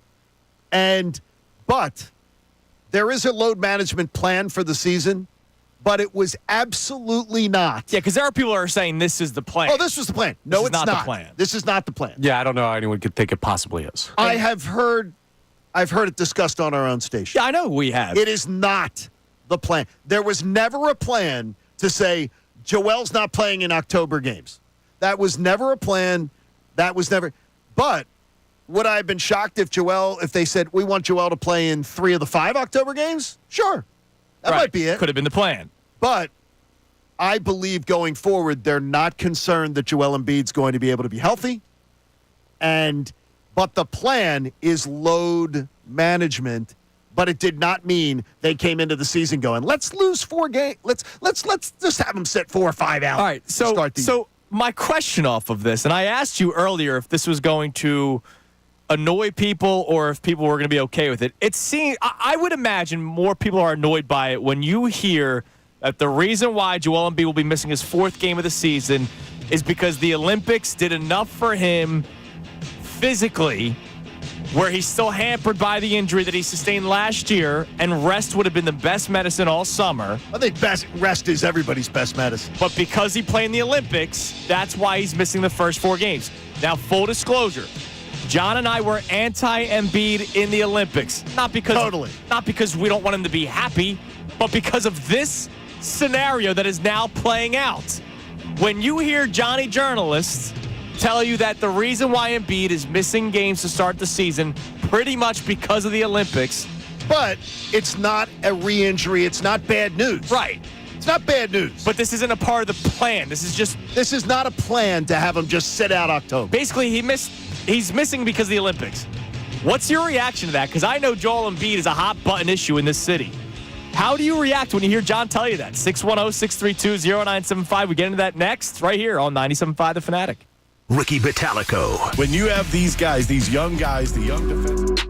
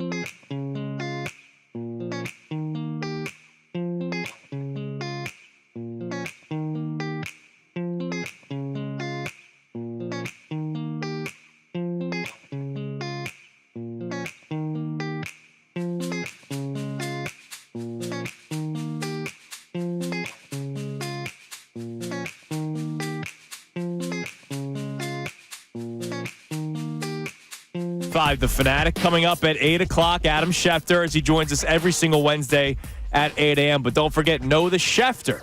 So something Know the Shefty. from the Schefter conversation will be the question and answer for the pair of Sixers tickets that we'll be giving away for the Sunday night game against the Hornets. It's November the 10th. That the game is for. It's at the Wells Fargo Center. Single game tickets are on sale now. So again, Sunday, November 10th, Sixers Hornets, and hopefully we see the big man at that point. Now the big man is not playing tonight, and he has not played so far this season. And Johnny Journalist did some digging and some researching. And I feel good about it too. I feel very confident. And bottom line is he's not ready to start the season because of the wear and tear from last year that was then not rested on, because he played in the Olympics. And I'm curious to see how people react to it.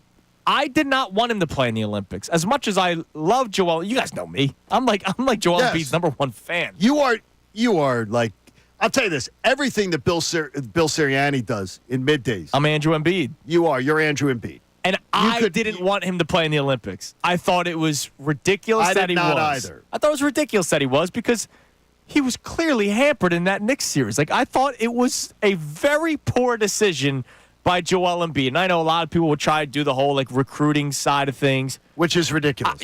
Paul George took a lot of money and came here. That's the recruiting, the dollar bill sign. You got money? Right, that's the recruiting. Yeah. And everybody knows that Joel Embiid's good, right? Like, nobody had to watch him on the Olympic stage to find out that he's a good basketball player. All right, I saw him play in the Olympics. Now I want to be his teammate. Shut up. So stop it. I did not like that he played, and I don't like the fact that that's why he has not played. We talked about this last week. Do I care that he's missing a couple of games in the grand scheme of things? No. I want him to play around 55 games. And I want him to be, you said 55. Mm-hmm. I was more like 60. Okay. But that's cool. That's the same neighborhood. Very close, yep. That's the same neighborhood. But to me, I'm okay with your number. Like, I don't think that's a crazy thing. But anybody who is telling you the Sixers' plan was to have him sit out the first 4 games of the year or sit out games in October because it's going to benefit in April or May, that is a false narrative you are either buying into or you're preaching. It's not true. It is, I will tell you, it is completely, utterly false. Okay. So how are we reacting to it? Connor, I'm okay as long as he's back fast. Connor, are you when you hear this, are you annoyed by it? Or are you just like, all right, whatever? Like, what's your reaction to this? Yeah, I'm not really annoyed by the situation much at all. I never thought it was load management because it doesn't make sense to start the season off with a healthy player, just sit him 4 games. Like, what does that do for you? He's still got to play basketball at some point. To me, load management is most effective over the course of a season, not everything all up front. So I always figured that there was something going on with the knee or something going on with him physically. I didn't know to what extent. I have no issue with him playing in the Olympics because I know what type of level of accomplishment that is for these individuals. Are you an Olympian? No, but I can understand why they put that in such high regard. Can I ask you, when you say it, do you truly believe this April, this May, we will see benefit come playoff time because Joel Embiid played in the Olympics? No, that's not what I'm saying. No, because what I'm saying is, I'm trying to figure out the benefit of it. He has a gold medal. It's individual. It's purely individual. It has nothing to do with the 76ers. It's like the MVP. Doesn't do anything for me as a fan. Yeah, but it does something for him. You understand for the individual player who grew up in Cameroon, who came around the world to come play basketball over here, who has this opportunity to win a gold medal in the Olympics. John, could you imagine yourself standing on the podium while... I can't even imagine. Exactly. No, I cannot even imagine the joy, the energy that would feel. And I don't begrudge him wanting it, but I think when you're beaten up, there are smarter decisions you can make. I'll tell you this. I have never put any part-time endeavor above my full-time job. I got you. Ever in my life. Now, I'm not in the same position as him. I've never done that. My argument to that always is if your part-time endeavor was gold medal at the Olympics, you might have had a different answer. Hold on. Let me say this. I'll try to make it where we can all relate. Okay. All right. You, Connor, myself, John, we talk for a living. Right. We did. This is our job. We are behind a microphone and we talk. Obviously, we give opinions and all that kind of stuff. We don't just chit-chat. But ultimately, if you're driving in the car, if you're listening on your app, whatever, we talk. Probably wasn't the smartest thing for me to go to the Phillies-Braves playoff game last year and yell at Spencer Strider for however many innings he pitched, and then continue to yell, and then I cursed you out and then as a lose, listener hearing your voice. Yeah. Because you had to fill in. And then stuff, and I'm lose my hearing you. mind when Right. Johan Rojas made that catch. Probably not the best thing for me to have screamed for 3 hours of hell and come in the next morning and go, oh, what a game that was last night. And if I'm a listener, I'm going, I was cursing you out a little bit. yeah. So, But I admired your passion. But I can tell you, I had a great time with my wife. It was one of the best, games of my Phillies fandom to be at. But man, did it affect my job for a couple days. Yeah, and I get that. And that's probably not the world's smartest No. decision, but is it a reasonable one when you look at the individual? Look, I do it as our job. When doing 5.5 years with Shaquille doing the podcast. Yeah. Before everybody in America had a podcast. And we were a top 10 podcast in the world. And they would go, Jimmy Fallon, Shaq's going to be on The Tonight Show. You guys get to go interview Jimmy Fallon backstage at The Tonight Show. I sure as hell wanted to be there. So my bosses were like, okay, is there a radio station in New York where you can do your radio show and do it? Right, because that came first. And if there was not, I was not going. So that was the rule. And that was our rule as far as working together as partners. I do it if it was available. And I did radio shows from places all over the place. Right, but I went to the BET Awards in Atlanta and had to do a special thing where he wanted me to work red carpet at the BET Awards. the other thing we got to remember is there was no guarantee that playing in the Olympics led to Joel Embiid missing time, right? No Because- guarantee, correct, but it appears rest would have been better. Well, yes, but it also appears like the Sixers have been caught off guard by the fact that he's not available. Correct. This was not the plan. So it wasn't a guarantee like, oh, if I play in the Olympics, I can't play for the Sixers. He thought he could do both. He was putting one at risk. He believed he could get back. It doesn't sound like he's too far away. No, No, it doesn't. no. But the I- fact that he's yeah. missing games because of It's annoying. that is And- exactly, it's annoying. And so you But say you're not annoyed by I it, but can't- you are annoyed. but- I can't fault the player. But I understand. Yeah, because of your passion for the player, and I get that for both of you. But I think it sucks a little bit. But I will tell you this: I have the least concern I've ever had that he is not beaten up or with a dead Right. leg or anything like that. But what is your reaction as a Philadelphia sports fan where you hear John do some digging that Joel Embiid is basically missing? Let's say basically missing time because of the Olympics. Basically, but it's not a lingering thing that's going to go on. 610-632-0975, the number you can text in or call in with. Coming up next, Adam Schefter joins us. And speaking of the Sixers, we play Know the Schefter. Listen closely to the interview. At some point, we will get a question and answer from it, and that will be your chance to win Sixers tickets for the Sunday, November 10th game against the Hornets, where we hope to see the big man, Joel Embiid. It is Kincade Salciunas, 97.5, The Fanatic. Fanatic Sports Update.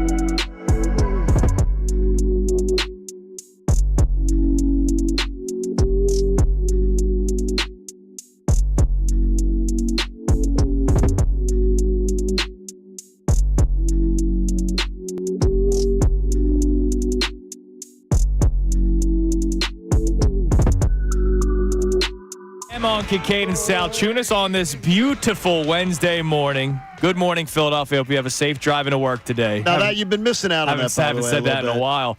And lots of accidents. All right, so you should always listen very closely to our conversations with Adam Schefter. Always you should, but a little extra incentive today. After the interview, around 8:30, we will ask a question based off of our conversation with Schefty for a little Know the Schefter, and the winner will get a pair of tickets for the Sixers-Hornets game on Sunday, November 10th. Single game tickets are on sale now. But let's head to the Comcast Business Hotline. Every day in business is a big day. Comcast Business gets you ready for what's next. He's brought to us by Landis Block. Create your very own jaw-dropping backyard paradise online at landisbc.com. Adam Schefter joins us. Schefter, you might help win some people some Sixers tickets. I'm sorry that I didn't tell you that beforehand. Yeah, that's a new promotion. Hadn't heard anything about that. That's kind of cool, and hope somebody enjoys the Sixers game there. And I'm sure they will, because hopefully the big man's back at that point. Yes. Schefty, a great win for the Eagles on Sunday. By far their best game of the season, and it's something that I keep on going back to. That bye week probably could not have come at a better time for the Eagles, because health-wise they needed it. And I think mindset-wise and game planning-wise, both on offense and defense, they needed it. Well, it just looked like they came back refreshed, revitalized, and again, what is the record? 6-2 right now. 5-2. 5-2. Yeah, I don't know that there's been a 5-2 team that's gotten more negative attention and more negative conversation than the Eagles in recent memory. Like 5-2 is pretty good, and it's been a little bit bumpy, and I guess I can understand some of it, but 5-2 is where you want to be. I mean, they're where you want to be right now, getting ready for the last 10 games of the season. We said it again to you a couple weeks ago about Vic Fangio and the impact he's having. I don't think any of us saw a top 7 scoring defense and the impact that Quinyon Mitchell and Cooper DeJean are having. It truly is. Is he usually this good with young players being really thrown to the wolves right off the bat of a season? Well, again, and we've said this is not anything new, but, I mean, you're talking about, I think, one of the best defensive coordinators in history. That's just how I think of Vic. He's really good at what he does. And so, that means getting the best out of the veterans. That means getting the best out of young players. That means pushing the right buttons, whoever it is. And so those guys are talented players.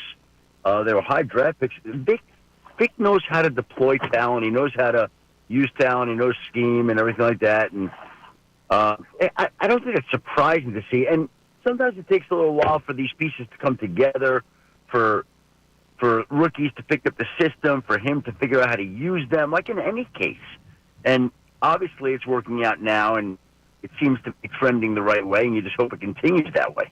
Something we celebrated yesterday during the show was how great A.J. Brown, Devontae Smith, Dallas Goedert when healthy, Saquon Barkley are for not complaining when their number might not be called that day. They're very talented players, but the ball needs to be spread around. You see players all the time voice their frustration when they're not getting the ball enough. Is this who do you give that credit to? The individuals involved, or is it the culture set by the head coach and the organization? I'm not going to say it's not the culture. It's all part of it, but I think it's the individuals more than anything else. And, again, I think back to when I visited the Eagles this summer there, and it was just, a half day, fine. But you're around a lot of people, you talk to a lot of people, and there were a couple of things that stood out about that day. Number one, in talking to people about Devontae Smith, I remember, I don't think I'm throwing him under the bus by saying this, but Big Dom's like, that guy, speaking of Devontae Smith, is as tough and as popular as the guy we have. Raved about Devontae Smith. And I think that gave you an idea of how well regarded he was in that organization, in that locker room. I think they love Devontae Smith. I met A.J. Brown. I'd never met A.J. Brown until that day. I could not believe how impressed I was with him.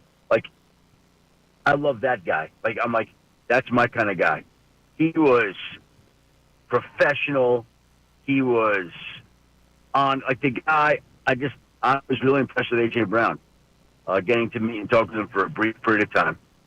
And so those are two guys, and Dallas Goedert's a worker. So to me, it's just the makeup of the individual. The individuals, first and foremost, deserve the credit. Now, you're put into a culture that helps and enhances that, of course, but it starts with who you are. People are who they are. And we can go to other receivers and other teams who have complained, and that's how they've kind of grown up. We're living. Yeah, I kind of used Jordan Addison as the example because he posted the Instagram free 3 and then tried doing the whole, oh, you guys are blowing this out of proportion. But, he's a competitor. He wants the ball more, but he also has to realize he plays with Justin Jefferson. Well, here's the issue, and I remember having this conversation with a couple of coaches recently, but they're like, these wide receivers want the football because there's such an emphasis on targets, and targets equate to catches, and catches equate to contracts. And the wide receiver money's gone crazy. And so there's a lot of pressure on these receivers to come up with these catches, and you got friends and family, man, they ain't getting you the football enough. And we're living in a fantasy football media world, and fans are writing in, man, you let my team down, need more from you. Guy wants more. And it takes a very grounded, strong, disciplined individual to not complain about the amount of targets he gets, especially when his team's winning. And, I think those guys in Philly, the guys in your locker room, are aces. I really do. Now, that doesn't mean that they couldn't have a bad day or say something at some point in time, but those guys are made of the right stuff. Who is the best team in the NFC East today, and why? Well, Washington's got the best record, so I'll say Washington. They played one more game. On top I don't. But John, that's what it is right now. There's a lot of positive momentum and energy around them. By the way, like if two teams squared up tomorrow, do I think Philadelphia would have a good chance to beat them? Yeah. Well, that's what I'm saying. Is do you believe Washington is the better team today? Well, I don't.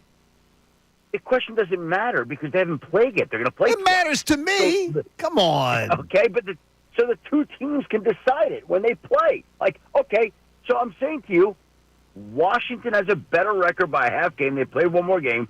They've had the momentum of the Hail Mary. By the way, the funny part of that question and answer would be this. If that Hail Mary hadn't happened, I would say Philly. But the Hail Mary did happen. So today I'll go Washington today. And I reserve the right to change my mind the first time I see the two teams play. Shefty, we're getting closer to the NFL trade deadline. We'll ask you a few questions based off of that, but I want to start here. Do you think Howie Roseman misread the wide receiver market? I'm not going to ask you if he wishes he didn't make the trade for Jahan Dotson just because he hasn't played well, but do you believe that Howie Roseman misread the wide receiver market, seeing who has been available, who has been traded, and what it's cost to get those players? Here's the thing with that. Howie Roseman is going to keep swinging. And it's like a power hitter. You're going to hit a lot of home runs, and sometimes you're going to swing and miss. And it's not that he swung and missed on Jahan Dotson. It's that the price at that time was greater. So it's not that he misread it. Well, the price came down on some of these receivers. On some of them receivers. So did he pull the trigger too early then? But hold on. But Jahan Dotson also is younger on a cheaper contract. There are benefits yet, and we don't know what he can and can't do. Did he? You know what he was? He was aggressive. That's what he was. Was he overly aggressive? Right now, it looks like he might have been, but that's who he is, and that's what he does. So every big swing is not going to connect. And so far, that one hasn't connected so far. But that doesn't mean that Jahan Dotson isn't going to come up and make plays for this team or be a good player. And I still think he's on that rookie contract, so he's not making very much money in the wide receiver world. So, I mean, there are ways you could look at it from that standpoint. Yes. So I know what you're saying. Deontay Johnson went for a pick flop, and Jahan Dotson essentially went, for a third? Third round draft pick, yeah. Yeah, okay. Yeah, so they paid a higher price for Jahan Dotson, but on Deontay Johnson, let me just say that the price on him tanked because of a few different reasons. That is a isolated case. Like DeAndre Hopkins was a 5 that could go to a 4, which again, still like there was the contract and the Titans paid some of the money, and there's still money left over. Money's a big part of these deals at this time of the year. Deontay Johnson, the Panthers were stuck. They, for various reasons, in a very complex story, had to move on from the guy, and they were going to move on from the guy, and so there weren't many teams that wanted him at all for a lot of different reasons. Could Doug Pederson get fired twice by the Eagles? Could the Eagles run Doug Pederson out of the NFL this week in his homecoming to Philadelphia? Well, I keep waiting for something to happen in Jacksonville. Like you can't keep losing at the level they've lost and not get some sort of change at some point in time. Now, again, the owner has stood firmly behind Doug Pederson, so I don't think he's going to do anything right now, but you never know with these owners, and they say one thing, and then a few weeks later they fire their coach, or they fire their GM, or they make some sort of change. And Jacksonville's lost enough and had a disappointing enough season that, to me, anything's possible there. How aggressive will Howie Roseman be before the trade deadline hits? I know what the answer is always when asked about trades. Oh, well, we know Howie's going to make phone calls. But when I ask aggressive, if I say Myles Garrett is the top, and then, role player is the... Not happening. Right. Not happening. And role player is the floor, right? A guy that's a rotational end on the defense. How aggressive do you believe Howie will be? I don't see a big impact guy coming in there. Now, maybe some big impact guy is going to become available. Maybe there's a team that is around 500 that loses this week and then all of a sudden decides to be sellers. These things are always just so fluid. You just don't know. But I'm not expecting your usual big eagle moves before the trade deadline. I'm not expecting that. Vic Fangio spoke out about it, saying he doesn't think that they work out. Getting the big guy in the middle of a season. He said that on Mike this week. Yeah, well, again, I don't see the Eagles making a big move. Like, could I see them getting some kind of role player? Yeah, for the right price. Definitely, I could see something like that happening. But, if you're waiting for Myles Garrett or Max Crosby or, it ain't happening. Shefty, last thing. It's Hurts and Lawrence. Last week it was Hurts and Burrow, and that game got flexed out, and this game got flexed out as well. I'm just curious, what's the league saying about a guy like Trevor Lawrence at this stage in his career? Well, the league doesn't say anything, but if you're saying, what's the reaction around the league, I think Jacksonville in general has been a disappointing team.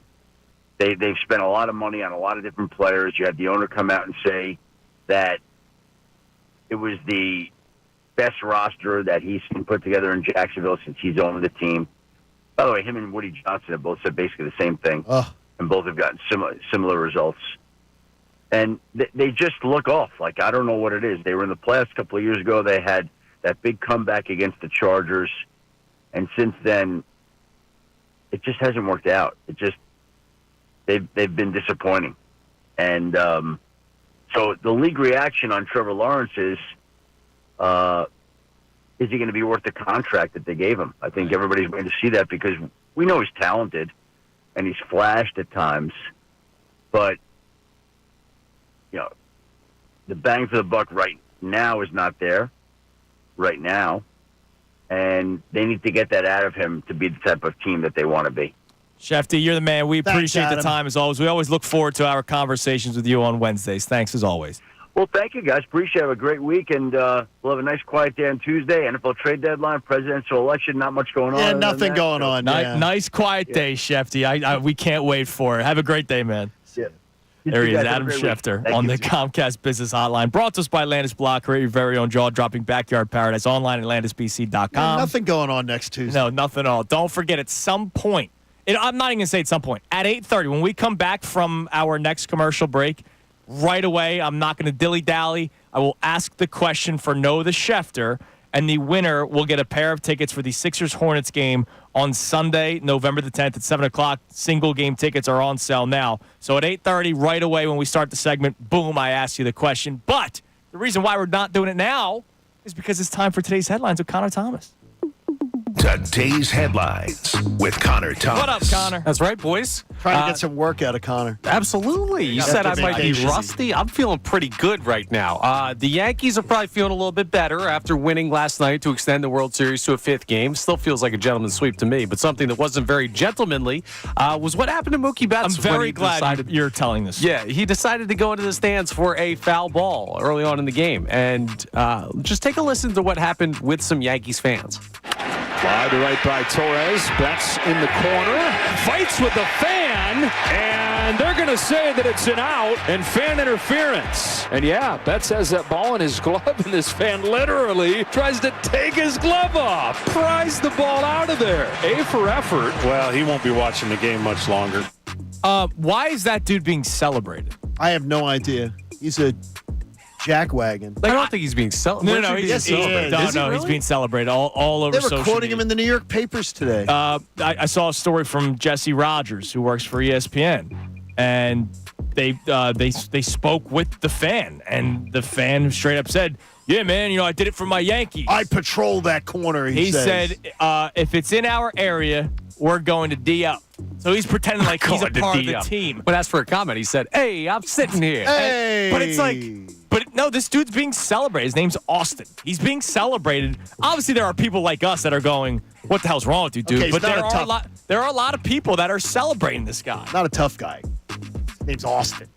I mean, he's acting like he's Philly big balls. There are tough Austins out there. Non-tough Austins. We just lost all our Austins listening. But I just found that, I find it ridiculous that people are celebrating. And oh, by the way, not to get dramatic, but the way Mookie Betts' wrist was laying on, could have hurt him. He could have hurt him. Absolutely because he was, full arm extension. His wrist is being bent along the wall. He's trying to pull the ball. What if? I get it. What if it was just a little wrist tweak? It's a wrist tweak in a World Series game of a billion-dollar player, pretty much. And the street hot dog vendor is the one ripping his wrist. Yeah. That's seriously crazy. So stay classy, Yankees fans. Big one for the Flyboys last night. Here's how it sounded. Farabee picks it up. He'll backhand it toward the empty goal. He scores! Joel Farabee ices it. This one into an empty net, and the Flyers are going to do something they haven't done in 13 years. That's beat the Bruins in regulation time. So quick Shut thought to him the out, Flyers. 13 years, man. What were you doing 13 years ago, Salciunas? Still thinking the Phillies were going to win another World Series because that was 16 years ago yesterday. Wow, that is incredible. 13 years ago? How old? It was 2011. I was 17. 2011. Yeah, couldn't even drive you. Was there a torn Achilles? Drive. There was a torn Achilles by this day, wasn't there? That sort of set the franchise back for the Phillies. Ryan Howard? Yeah, Ryan It Howard. was 2011, right? Yeah, the Ryan Howard So do you remember that? If you remember that moment, we're right around that date right now. The Ryan Howard strikeout to end the Giants series was the first time I threw something because of a game. Is that Carpenter?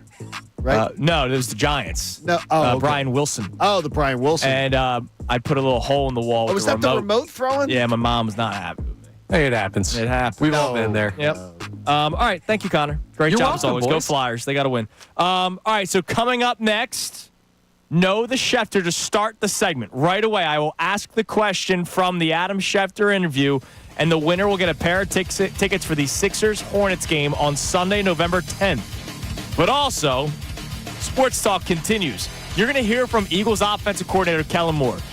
He says something where we should all respond by saying, duh.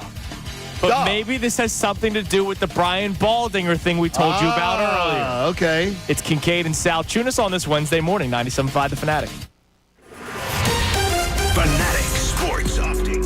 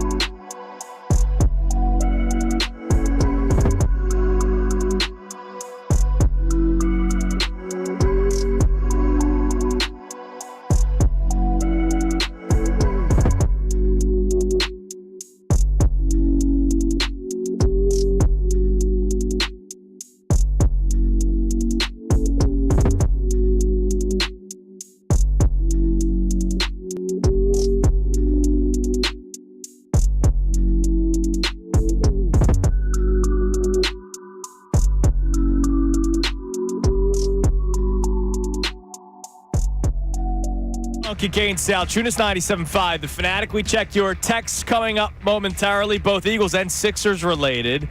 We'll play you something from Kellen Moore, and we will remind you what Brian Baldinger talked about earlier this week that might be the reason why we've seen a little shift in the offensive philosophy. But I promised that I would not make you wait longer. Know the Schefter. So here's the question. The first caller to the contest line that gets the answer correct at 215-263-0975 will win the pair of tickets for the Sixers-Hornets game, which is Sunday, November 10th, and hopefully both Joel Embiid and Paul George are active.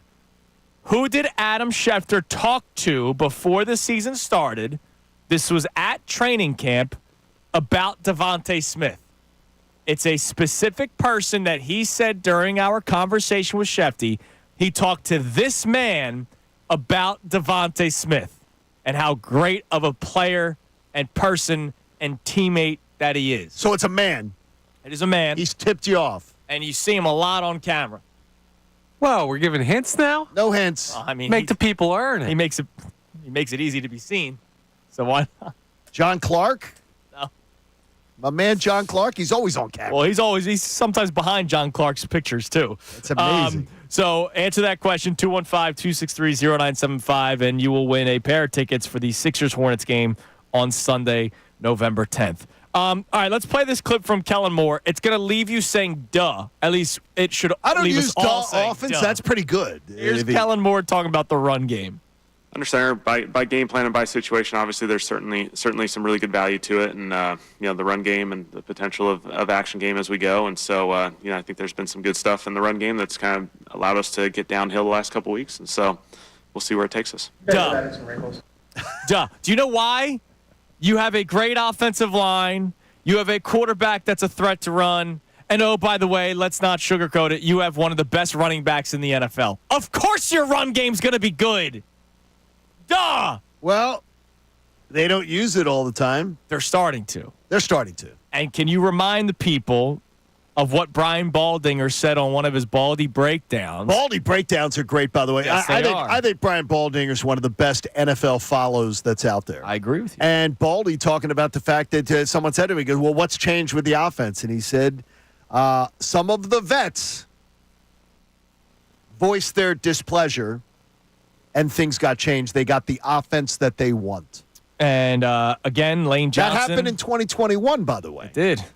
And it worked to the benefit of the organization, and it's happening again. It frustrates me, though, that it's having to happen again. Yeah, it's frustrating. That they had to go to – they brought in a guy like Kellen Moore, and it took veterans standing up and voicing their opinions. I trust Baldy's on this one completely. And this is just an assumption, but I feel comfortable with this assumption. Baldy works out at Lane Johnson's barn. Which Connor wants to. Lane Johnson is a vet. Get me in there.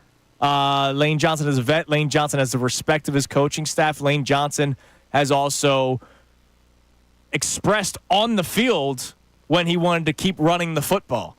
I've also seen him do that motion of let's keep on running, and then it's a pass play, and it didn't work, and he show him being upset on the field. So I wonder if maybe Lane Johnson could be that guy that Brian Baldinger is talking about. And if so, I love you, Lane Johnson. I understand Lane Johnson has said no to Connor coming over. He said no. He doesn't want the yoga mats. He said no weenies. He doesn't want the compression pants under shorts. I don't know what I'm hearing from in there. He doesn't want both any of you that. guys. He doesn't want any of those. He said no Weenie Hut. You can go to Weenie Hut General. Crushing both you guys. I'm not worried about it. All right, what do we have on the text line, Connor? Our topics say, when it comes to the Eagles, are we back to believing in Jaylen Hurts? Are you, I should say. Yeah, the person, not us. Right. We've always said top 10 quarterback. We just point out when he struggles. But the people that are like, man, they have to start thinking about what's next. And this guy stinks. All he does is hand off the football. Are you back to believing in Jaylen Hurts after what you've seen the last couple of weeks and what you've seen the last couple of weeks from both the offense and defense? Bend but don't break defense, run first offense. Is this sustainable to win big picture? What do we have on the text line? Also on the Sixers, Johnny Journalist found out, I would say, or got pretty good information. Got some good information. I'm pretty safe on it. That Joel Embiid is missing time because he's still hurt because he didn't rest properly during the offseason because he played in the Olympics. There's no new injury. This is not the plan. The plan was not for him to miss the first or games in October. We're not playing him in October because we want to play him in April. Anybody who spins that is 100% incorrect. Right. All right. 610-632-0975. What do we got, Connor? Faye in Pottstown checks in on the Jaylen Hurts conversation. Says, I was never off the Jaylen train. Between last season and the first part of this season, they were trying to make him something he's not. These past couple of weeks, it's clear that they're planning around Jaylen's strengths. We're seeing Jaylen of years past, and they should have done this all along. Yeah, Is that Pottstown? Pottstown, yes. Okay. Yeah.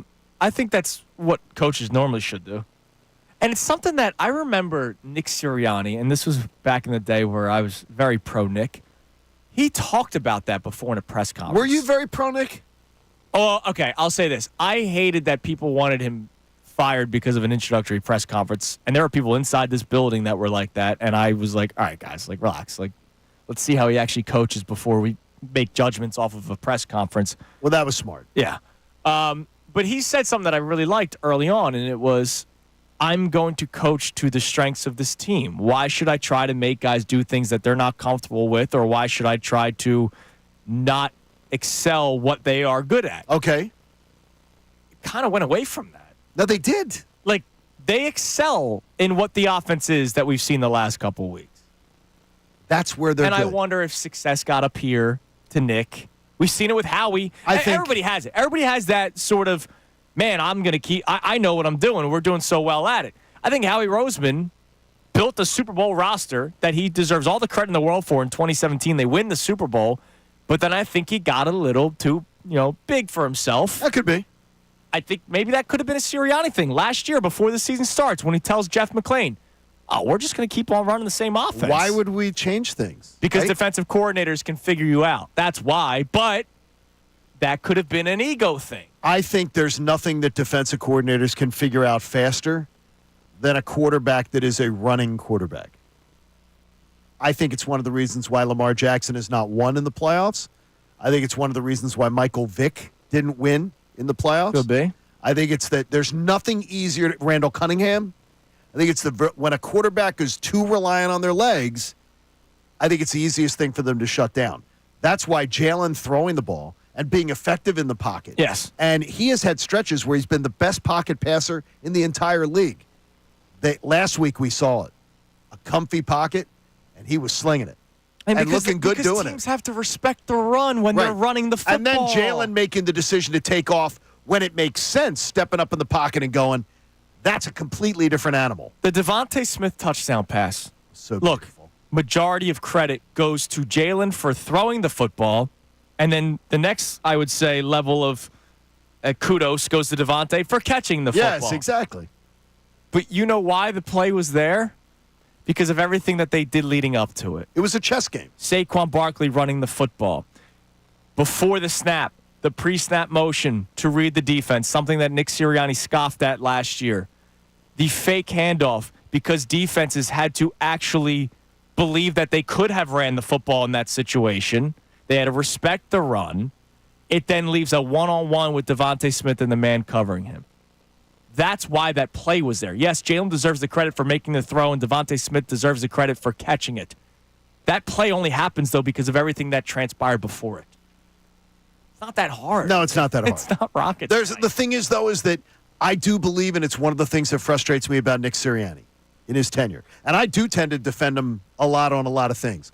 He does take simple things and make them more complicated. Seems like it. And I, as someone who in my life has done that many, many times, I understand the syndrome of, like, dude, just simplify it. Mm-hmm. You're making this more complicated than it has to be.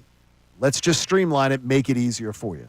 And when Nick gets, I think sometimes, though, and I respect Nick for it, because when someone gets in his head with that, he tends to listen. Now, he tends to slide back. Yes.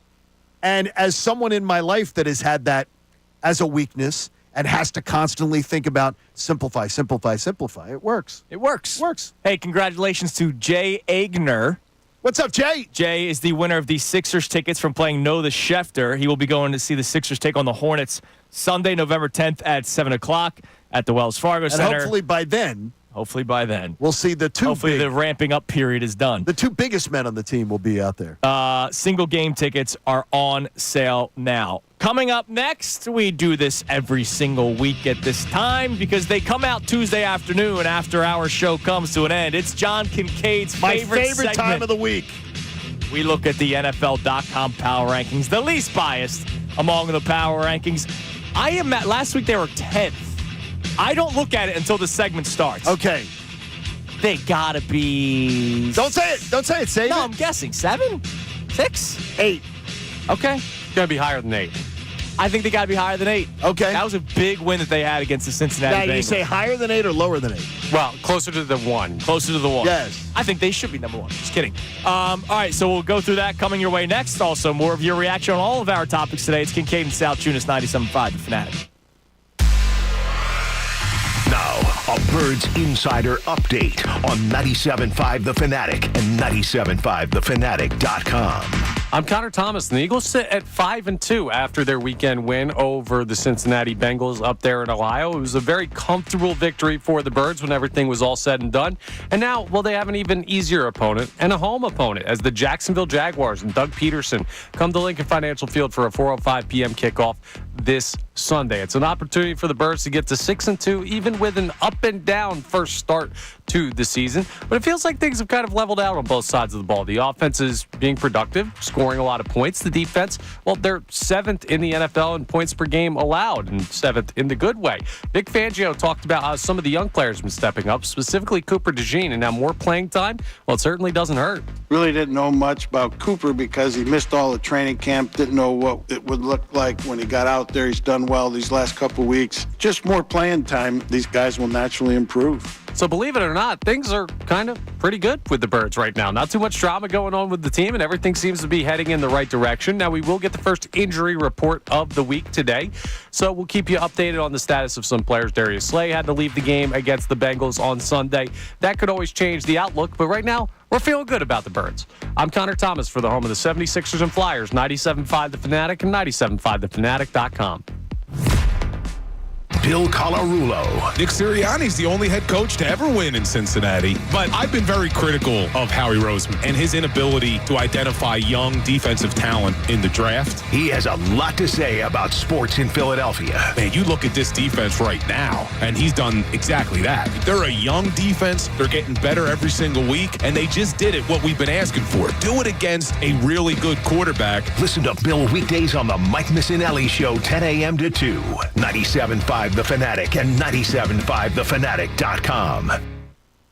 I would tell you this is the perfect time to go buy new windows. When you can buy 2 windows and get 2 free, it's already a great deal. But Window Nation is also going to allow you to put that wallet in your pocket for 2 full years because you're paying nothing with no interest for 2 full years. What a great deal it is. Look, because it's what's going to happen. The cold weather's coming. That means you're going to have incredibly drafty old windows that are going to be taking the heat that you're supplying inside your house, and they're going to be letting it outside. Plus, you thought about it this past summer. How about saving money 2 cold winters and 2 hot summers? That's what you can do when you don't have to open your wallet with Window Nation. You can get every size, every style, every color that you want with Window Nation. Plus, they can install your new windows in 1 day or less, and the windows will come with a lifetime warranty, so you're not doing this again in 10 years. You're going to love Window Nation. Go 866-90-NATION. But I want you to do your window shopping first, right now, during their buy 2, get 2, pay nothing for 2 full years deal. Go to windownation.com and tell them Kincade sent you. My name is Anton Moore, and I'm from Philadelphia. Around here, we have hardworking people that just need a break. Whether it's investing in small businesses or making housing affordable, Vice President Harris gets it. Kamala Harris is making sure black men have the tools to build generational wealth. She'll put a policy in place that gives 1 million forgivable loans to help entrepreneurs, including black entrepreneurs, start their own businesses. She also plans to give $25,000 in down payment assistance for first-time homeowners and crack down on racial bias in home appraisals. Harris's plan will help black men own more assets so we can build long-term wealth. This is what an investment in my community looks like. We're trying to build generational wealth. No get-rich-quick schemes, no scams, no one-time check, none of that. Vice President Harris got our back. I'll be there on November 5th. Will you be there? I'm Kamala Harris, candidate for president, and I approve this message. Paid for by Harris for President.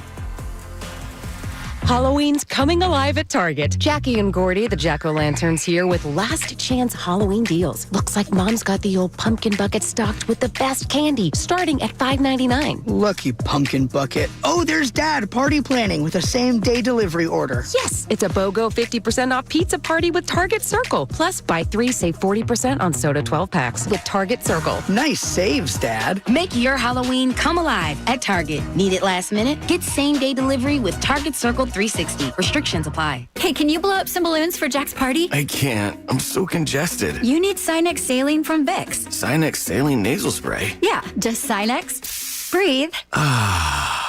Sinex Saline instantly clears everyday congestion associated with colds and year-round allergies with a gentle, ultrafine mist that's no mess and easy to control. Daddy, we need more balloons. On it. Enjoy life's important moments without congestion. Try Sinex Saline from Vicks. Just Sinex. Breathe. Use as directed. This is Len Lundy of Lundy Law. Every year, millions are hurt in car accidents. The numbers are overwhelming. But if you're injured in an accident, don't feel overwhelmed. Call Lundy Law. We remove the stress and get you the maximum compensation you deserve. We hope we never meet because of an accident. But if we do, we're here for you. Remember our name, Lundy Law. Your injury lawyers. Call 1-800-LUNDY-LAW or visit LundyLaw.com. Everywhere you look, things are getting more expensive. So at Consumer Cellular, we're lowering the price for those 50 and up. Now you can get unlimited talk, text, and data for $30 a line when you buy 2. That's just $60 a month for 2 unlimited lines. So if you're 50 and up, make the switch and save. Come on, you've earned this. Call 1-888-FREEDOM. or visit consumercellular.com today. Requires 2 lines of service, age validation, and credit approval, subject to system and area limits, taxes, and other fees apply. The real and inside story on Philly sports is here, and it's powered by Lundy Law, your injury lawyers. Visit LundyLaw.com. That's LundyLaw.com. 97.5 The Fanatic and 97.5thefanatic.com. This is Kincade and Salciunas, Philadelphia Sports Talk. 97.5 The Fanatic. It is 8:48 on Kincade and Salciunas, 97.5 The Fanatic. Don't forget, coming up around 9:10, we will play our 5 best minutes of Adam Schefter, as we do every single week after he joins us at the 8 o'clock hour. And then everything's podcasted on 97.5thefanatic.com. And YouTube. Haley gets that up there, Yeah, too. she does a tremendous job putting that up right away. Great job, Hale. So thank you, Haley, for that. And Gunn, he's not terrible. He helps. In his Villanova gear today. Yeah. It's so annoying. It's weird. It's so annoying. And why today? I have no idea why he's wearing Villanova stuff There's no today. reason for and it he's wearing today, something right? that honestly looks like a sports bra should go under it. I'm not sure he got it from the men's section. It doesn't look like a man's thing. Do you think he's going to be locked in for the Nova Lafayette game on Monday? He may be. They play their first game Monday night already. He may be. I'll tell you this, if Temple ever approaches and goes, Brendan Gunn ends up having this great media career, I will honestly, I will burn down Klein College before they ever put him in the Hall of Fame. I'm going to say, I got pictures of him in Villanova and Notre Dame crap. He is not one of us. He took a degree and he ran. He's like every other Delco guy who thinks he's from Notre Dame. I hear you, man. I hear you. You guys might have to box it out over this or something. No, I don't want that, Connor. It's not appropriate to me. That really wouldn't. All right, Connor, that doesn't work for me. Can we think of something else to settle this dispute? Thumb wrestling. You want to figure out where the Philadelphia Eagles are in the power rankings? I know you look forward to this every single I do. week. I tell you, it's one of the greatest things about working with you. By the way, congratulations to the Carolina Panthers as they continue to stay dead last in the power rankings. The New York Giants, just look at some of the other NFC East teams. They are at 26th with their 2-6 record. Special for you, John, the New York Jets are 24th. I'm sure you love hearing that the Jets are the 24th ranked team in the NFL. I do enjoy it. I get a cackle out of that. The Cowboys are 21st. They're not in the top 20, which is actually kind of hilarious. They are 21st in the NFL. And now I can scroll further up to try to find out where the Eagles and the Commanders are, because the Commanders, of course, should still be higher than the Eagles. They should be, right? So Adam waffled. I said 7. Could they be top 5? Who? I said the 8. Eagles. I said 8. 7. You said 8. Connor? You said higher than 8, but you didn't give a number. I'm going to go 6. Okay. So we got 2 6s and an 8. What if I told you they didn't change at all and they're still at 10? That makes no sense. All right, so here are your top 10, and I'll read you what they here. Let me do the write-up. Those who held on to their Vic Fangio stock have enjoyed the post-bye bull run from Philadelphia's defense. It's 3 games, but the Eagles have corralled the Browns, Giants, and Bengals with increasing effectiveness. The Bengals started strong on Sunday, but Fangio's defense made 2 game-changing plays in the second half. Cooper DeJean's 4th down stop of Jamar Chase and C.J. Gardner-Johnson's Isaiah Rodgers-assisted pick. Those clutch efforts helped put the game out of reach. The Eagles' offense also took a while to get going, but that's nothing new. The first quarter scoreless streak improbably has reached 7 games now. Ultimately, though, Jaylen Hurts had one of the cleanest games, and in all the big play weapons who were healthy shared the offensive load. When the Eagles play this type of 3-phase football, they're tough to beat. So they have them at 10 behind the Steelers, who are at 9 and stayed at 9 from last week with their 6-2 record. The Texans are at 8. They stayed at 8 from last week. They're now 6-2. The Vikings dropped 3 spots to 7. The Packers are 6th.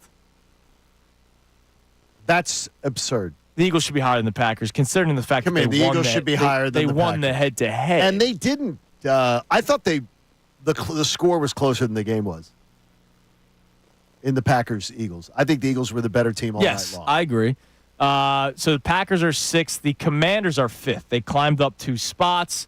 The Ravens fall 2 spots to 4. The Bills climb 2 spots up to 3. The Chiefs fall to 2, and the Lions go to 1. So the Chiefs, despite winning, dropped a spot, but that's the eye test sort of conversation that the Lions are ahead of the Chiefs, and I don't really have exception to that. But the Eagles at 10 is kind of ridiculous. My guess is they're doing the whole look at who they've beaten in the last only been where are the Bengals ranked? The Bengals are 20. I'm still scrolling. I'm 22nd. Okay, so that makes they had them at 20 last week. That makes more sense. That's about where I was thinking they'd So be. they don't think that highly of the win that they just had. And the Jags are what? Just for the number? Oh, I don't know. 26. They got it. Yeah, they're gonna be low on this list. I mean, they're a mess. They're 28th. They're 28th on this list. So, the Eagles should hopefully win handily again this weekend. We got to get I want to do the math again on the Eagles' points. By 125. There's a chance, man. There's a chance. It's an outside chance. Now, I find it interesting. So the Steelers are 6-2. Okay. They're 1 spot ahead of the Eagles. I do not think the Steelers are better than the Eagles. Neither do I. No chance in hell do I think the Steelers are better than the Eagles. And they, this is not really impressing me today. If you want to do the whole, the Eagles only beat the Browns, Giants, and Bengals, the Steelers, their last 3 games, have beaten the Raiders, Jets, and Giants. The Bengals are the better team out of all 3 of those. Right. But whatever. It's just power rankings. I don't love the power rankings this week. They stayed at 10. I don't either. I thought they'd climb up after a dominant win. They beat the doors off of that team, and they stayed at 10. I find that very interesting. I do need 40, by the way, to hit. You need 40. 40 will make my 125. It's a chance, dude. There's a chance they could do that. Until they rest the Stars in the fourth quarter. fourth quarter. And as Connor says, that'd be the stupidest backdoor ever. I'll say this. If they rest the Stars in the fourth quarter and they scored 33 points, I'll give it to you. All right, good. I'll let you have a cash out option. All right, coming up next, our 5 best minutes of Adam Schefter comes your way at 9:10. We reset the show before that. And at 9:15, following the Schefty replay, Johnny, Super Bowl talk? It's Kincade and Salciunas, 97.5, The Fanatic. Fanatic Sports Update. DeJean stepping up. I'm Connor Thomas.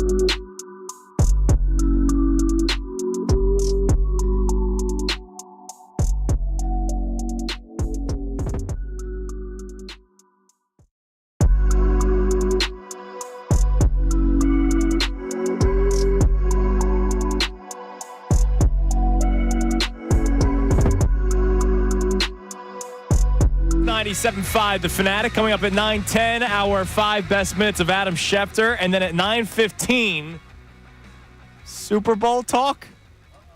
Super Bowl talk? I was listening to the Mike Missanelli show, and it was being discussed. And then yesterday on ESPN, it was being discussed. We'll get into that coming up at 9:15. But here's what we've talked about so far today. Have that Dan Orlovsky clip ready for us, please, Connor. Are we back to believing in Jaylen Hurts? And I keep on saying we. Are you back to believing in Jaylen Hurts? Because we've never left. We just pointed out how bad it was at times. But we all think the top 10 quarterbacks there. We may have different levels of expectations. I'm not as high on Jaylen Hurts as you are, John. I am. I don't have him thrown for 16 million yards this year and 75 touchdown passes. I think those were the numbers you gave at some point this year. But I still think he's a top 10 quarterback. I just think he plays the game a little bit differently than like the top 3 guys, right? Just a little bit differently. And what I've seen the last 3 weeks is what I've been wanting to see since like week 2 and week 3, when I think they just were too obsessed with chunk plays, and they've been obsessed with chunk plays for the last couple of years in the Nick Sirianni era, which it worked 2 years ago. But again, what people don't realize, and this is, I get it, it's no fault of somebody's, but, Jaylen could be 2022 Jaylen. We've seen it happen. Yeah, you know who else saw it happen? Defensive coordinators all across the NFL. And what did they do? All right, what can we do to make sure that doesn't happen against us? And they now have, this is his 5th year as a starter? This is his 4th year. 4th year as a starter. 4th year full-time, 5th year playing. So they had 3 years worth of data coming into this season. They had 2 years worth of data going to last season. It's now up to the Eagles to try to find ways to beat the data that's out there, which is why Nick Sirianni last year saying publicly that they're going to run the same offense, just tweak it a little bit, was counterproductive because defenses were already probably studying the film to try to find ways to beat you, and then you admit that you're just going to keep doing the same thing. And look at what happened the second half of the season last year once it was completely figured out, once Buffalo put out the blueprint on how to slow down Jaylen Hurts. Even though they won that game, they found a way to slow down Jaylen Hurts, and it continued to the rest of the season. So this year, they had to do something differently. The first 4 weeks of the season, they did not. They just added Saquon Barkley, but the offense was more the same. Post-bye week, it's different than what they are showing, and that's why they've had that success. They have to be ahead of the 8 ball, right? The next time a defense makes an adjustment, they have to be ready. They have to have their next move. They do. That's why these coaches and coordinators get paid as much money as they do. Yeah, there has to be move, counter move. I've never been of the belief that you don't do what you do best because you're trying to outthink the opponent.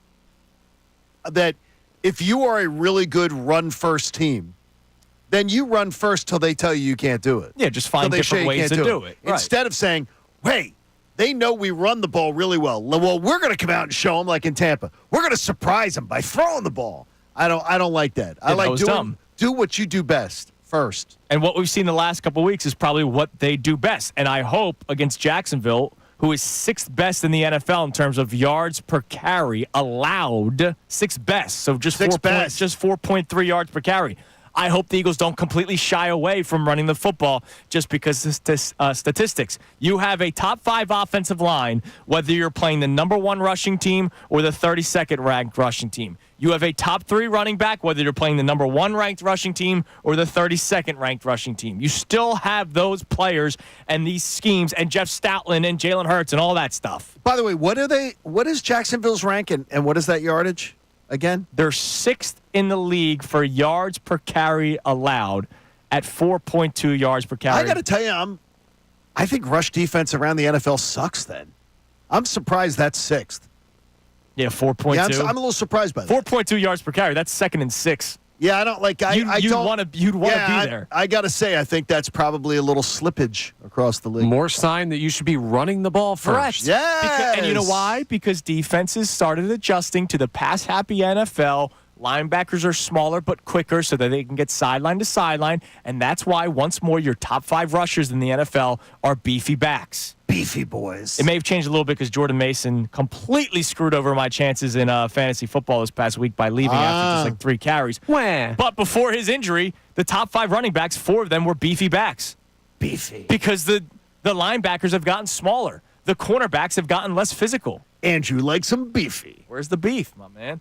All right. Here's Dan Orlovsky. We asked him, and this has been the question for you today at 610-632-0975. Not just are you back to believing in Jaylen Hurts, is the way they've been playing offensively and defensively sustainable? Dan Orlovsky tried to answer that question with us yesterday about the offense. The question is, when they have to go against the teams that I believe are the really good, we can stop you from running the football, and we can get you into obvious passing situations. So when you play Detroit, when you play Minnesota, when you play Green Bay, when you play the Los Angeles Rams, that's probably it when it comes to those 4 teams, NFC West, NFC South. And those are the 4 teams that I feel defensively can line up on early downs and say, we at least can go guy for a guy in the run game, and we're going to force you to kind of play not to your ideal strength. That's when you got to find out if, okay, can we actually hold the ball as much and whatnot. So it's a sustainable versus the elite. I think that's to be determined. And I think that's fair to say. You notice how good he is at his job, though? He rattled off upcoming opponents for the Eagles. Yes, he did. Answering an Eagles question. He was like, well, who do I think can handle him? And he starts rattling them off. That's pretty good. Now, he did say the Packers, who they did beat earlier in the year. So, look, we'll see how they look against some of these other teams. I think they had their way with the Packers. Yeah, they did. They could have put 40 on the board against Look, if they don't turn the ball over twice to start the game, it's probably a totally different story. All right, what do we have on the text line, Connor? You can text the show or call at 610-632-0975. Our 5 best minutes of Shefty in about 2 minutes, and then we talk Super Bowl. What do we got? Oh, we might. So something we want to go back to real quick here. With the Sixers welcoming Tobias Harris back, DeWood in the Northeast has me a little bit nervous. He asks, any chance that if the Pistons beat us tonight, Tobias Harris gives us a Paul George over me yell at the tunnel? Well, I mean, come on, man. I don't know. So let's talk about this for a second. I meant to get into it earlier. Yeah, that's fine. They're gonna do a tribute video for him. There absolutely is. I hate it, but they're going to. There will be. Now, how short will it be? I asked you guys this question before the show started, and I'm serious. I'm not like trying to be. You're not trying to be funny, a D. right? I'm legitimately asking this question. I was at the game when Andre Iguodala was welcomed back, and he hit the tribute video for him was the 2 free throws against the Bulls. Now that sounds very weird. I said to you, no, it wasn't. But 8th seed knocks off the 1 seed, despite all the injuries nobody cares about. That was like, all right, this was Andre Iguodala's big moment when he was in a Sixers uniform. What was Tobias Harris's big moment? Like, what are you going to put in the highlight package? I swear to you, I can't think of one. Did he dunk on someone one time? Dude, I don't know. Listen to how you just said that. But think about it. Did he dunk on someone? Tobias Harris would score 8 points in the first quarter, and you're going, oh, man, he's on one today. And then finish with 10. Like, I don't know what it'll be. I honestly Wait a minute. can't He had to have some game-winning baskets for the Sixers. Maybe, but the ball was never in his hands. It was Embiid. I know. I got you. There were enough load management games, though. There had to be times when Toby went off. I mean, there were games where he would go off for 20 to 30 points. I've seen it. But, like, I'm trying to think of the moment where you look. Well, there is no. You're not going to find that. Exactly. Like, I can't sit there. Like, Joel Embiid has had moments. I know they haven't won big picture stuff, but I think about that step back 3, right? Like, I can think of Joel Embiid moments. It's a 70-point night. I can already think of Tyrese Maxey moments last year in the playoffs with the big threes down the stretch against the Knicks. I really can't think of Tobias. How about his great performance in Game 7 versus the Hawks? Who, Tobias's? Oh, no, he didn't have one. Yeah, exactly. When we needed one badly. I'm not trying to be funny, but I'm serious. You are being funny, What's the moment when you play the tribute? The tribute video? I think it's going to be more like one of those Sarah McLachlan tunes where the dogs are locked up in the cages. Like, I think he did more. I think he did more. You know what? I know what you do. You play highlights from his one-on-one with Bo Cruz. Oh, yeah. Hell yeah. In Hustle. They're just going to play Hustle all the way through. Like, honestly, I don't know what it is. Oh, it's terrible. Think of the fans. Just show the fans with the sad faces. Oh, dude, he's gonna get booed tonight, and I'm looking forward to it. No, he's not. Yes, he is. What? Dude, I do not. This is the most lock boo of all time, John. Okay, he's going to get booed. It's not going to be what you think it is, though. No, it's not going to be Ben Simmons every time he touches the ball, but Tobias Harris will not get a warm reaction. No, he's not going to get a warm reaction. Yeah. But he's not going to get the negative reaction that some people get when they come back. I think he's going to get the loud pop boo at the beginning. And I think the indifference towards him. Well, you know why? May because tell, his game is indifferent. No, I think the indifference towards him may tell the story more. That he just doesn't elicit much at all. That man stole money for years around here. Oh, my gosh. All right, here's our 5 best minutes of Adam Schefter. Adam Schefter joins us. Shefty, great win for the Eagles on Sunday. By far their best game of the season, and it's something that I keep on going back to. That bye week probably could not have come at a better time for the Eagles because health-wise they needed it, and I think mindset-wise and game planning-wise, both on offense and defense, they needed it. Well, it just looked like they came back refreshed, revitalized, and again, I don't know that there's been a 5-2 team that's gotten more negative attention and more negative conversation than the Eagles in recent memory. Like 5-2 is pretty good, and it's been a little bit bumpy, and I guess I can understand some of it, but 5-2 is where you want to be. I mean, they're where you want to be right now, getting ready for the last 10 games of the season. We said it again to you a couple weeks ago about Vic Fangio and the impact he's having. I don't think any of us saw a top 7 scoring defense and the impact that Quinyon Mitchell and Cooper DeJean are having. Is he usually this good with young players being really thrown to the wolves right off the bat of a season? Well, again, and we've said this is not anything new, but I mean, you're talking about, I think, one of the best defensive coordinators in history. That's just how I think of Vic. He's really good at what he does. And so, that means getting the best out of the veterans. That means getting the best out of young players. That means pushing the right buttons, whoever it is. And so those guys are talented players. They're high draft picks. Vic knows how to deploy talent. He knows how to use talent. He knows scheme and everything like that. And I don't think it's surprising to see. And sometimes it takes a little while for these pieces to come together, for rookies to pick up the system, for him to figure out how to use them, like in any case. And obviously it's working out now, and it seems to be trending the right way, and you just hope it continues that way. Something we celebrated yesterday during the show was how great A.J. Brown, Devontae Smith, Dallas Goedert when healthy, Saquon Barkley are for not complaining when their number might not be called that day. They're very talented players, but the ball needs to be spread around. You see players all the time voice their frustration when they're not getting the ball enough. Who do you give that credit to? The individuals involved, or is it the culture set by the head coach and the organization? I'm not going to say it's not the culture. It's all part of it, but I think it's the individuals more than anything else. And again, I think back to when I visited the Eagles this summer there, and it was just, a half day, fine. But you're around a lot of people, you talk to a lot of people, and there were a couple of things that stood out about that day. Number one, in talking to people about Devontae Smith, I remember, I don't think I'm throwing him under the bus by saying this, but Big Dom's like, that guy, speaking of Devontae Smith, is as tough and as popular as the guy we have. Raved about Devontae Smith. And I think that gave you an idea of how well regarded he was in that organization, in that locker room. I think they loved Devontae Smith. I met A.J. Brown. I'd never met A.J. Brown until that day. I could not believe how impressed I was with him. I love that guy. That's my kind of guy. He was professional. He was on, the guy, I was really impressed with A.J. Brown, getting to meet and talk to him for a brief period of time. And so those are two guys, and Dallas Goedert's a worker. So to me, it's just the makeup of the individuals, first and foremost, deserve the credit. Now, you're put into a culture that helps and enhances that, of course, but it starts with who you are. People are who they are. And it takes a very grounded, strong, disciplined individual to not complain about the amount of targets he gets, especially when his team's winning. And, I think those guys in Philly, the guys in your locker room, are aces. I really do. Now, that doesn't mean that they couldn't have a bad day or say something at some point in time, but those guys are made of the right stuff. Shefty, we're getting closer to the NFL trade deadline. We'll ask you a few questions based off of that, but I want to start here. Do you think Howie Roseman misread the wide receiver market? I'm not going to ask you if he wishes he didn't make the trade for Jahan Dotson just because he hasn't played well, but do you believe that Howie Roseman misread the wide receiver market, seeing who has been available, who has been traded, and what it's cost to get those players? Here's the thing with that. Howie Roseman is going to keep swinging, and it's like a power hitter. You're going to hit a lot lot of home runs, and sometimes you're going to swing and miss.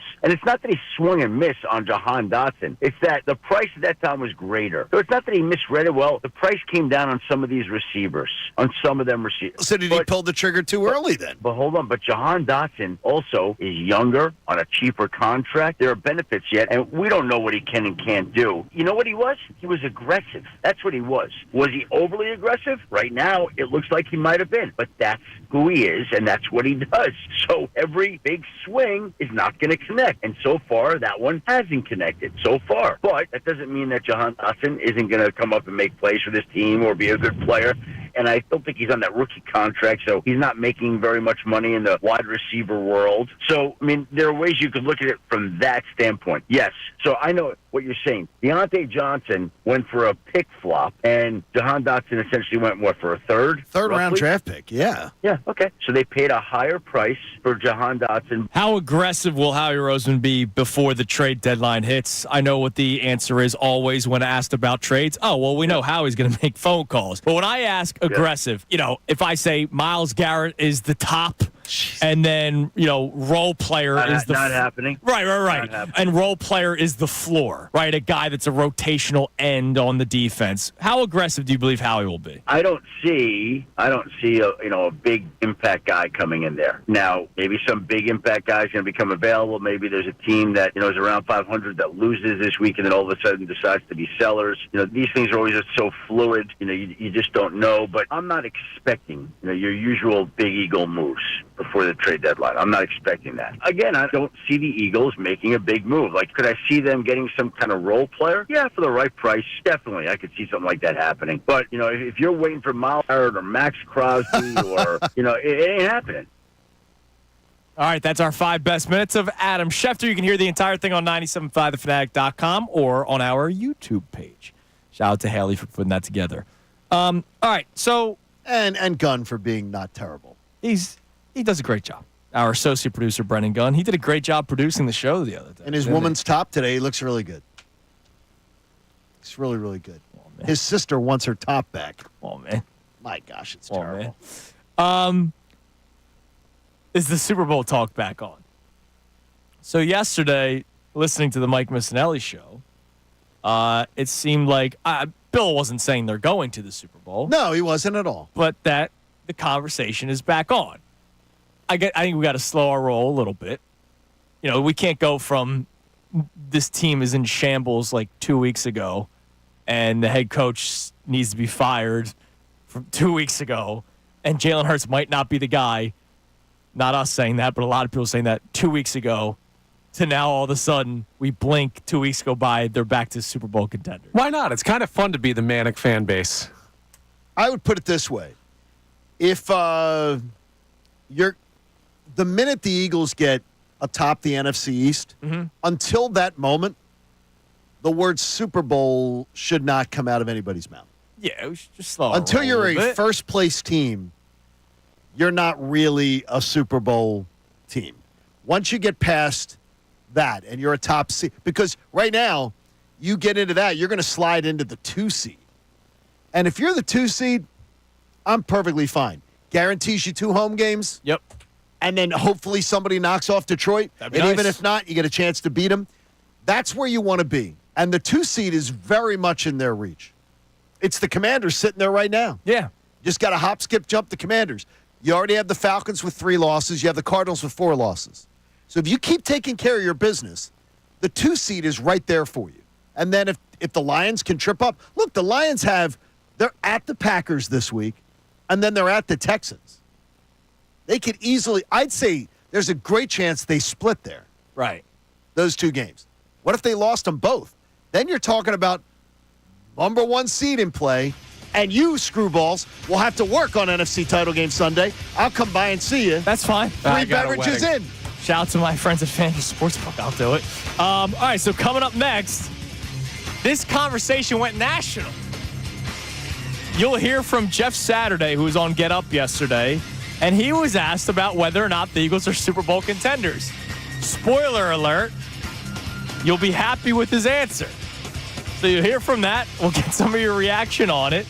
And also, Vic Fangio talks about a specific player we'll be seeing on Sunday. We'll see if we believe it or not. It's Kincade Salciunas, 97.5, The Fanatic. Fanatic Sports Up.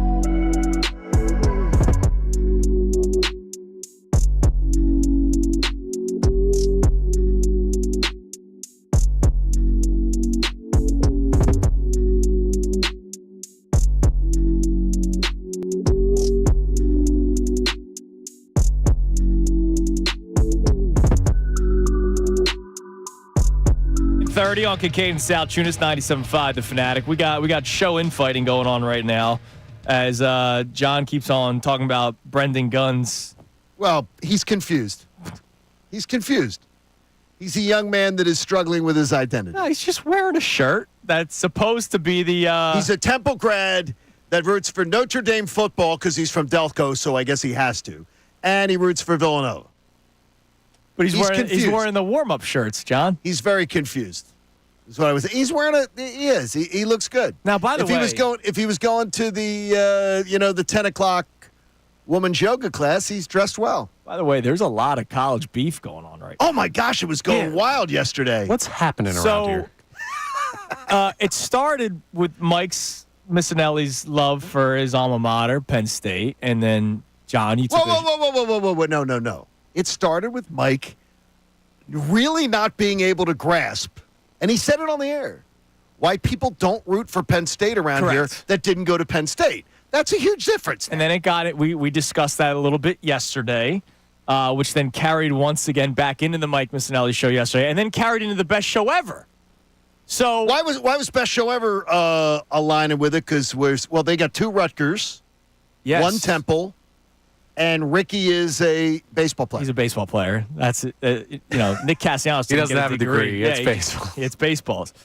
Ricky has a degree in life. So Tyrone, obviously they were getting into the conversation in Silvana because Connor reads the text for us. Silvana reads the text for the best show ever, and a texter said, "I've never heard somebody say, 'I'm glad I went to Rutgers.'"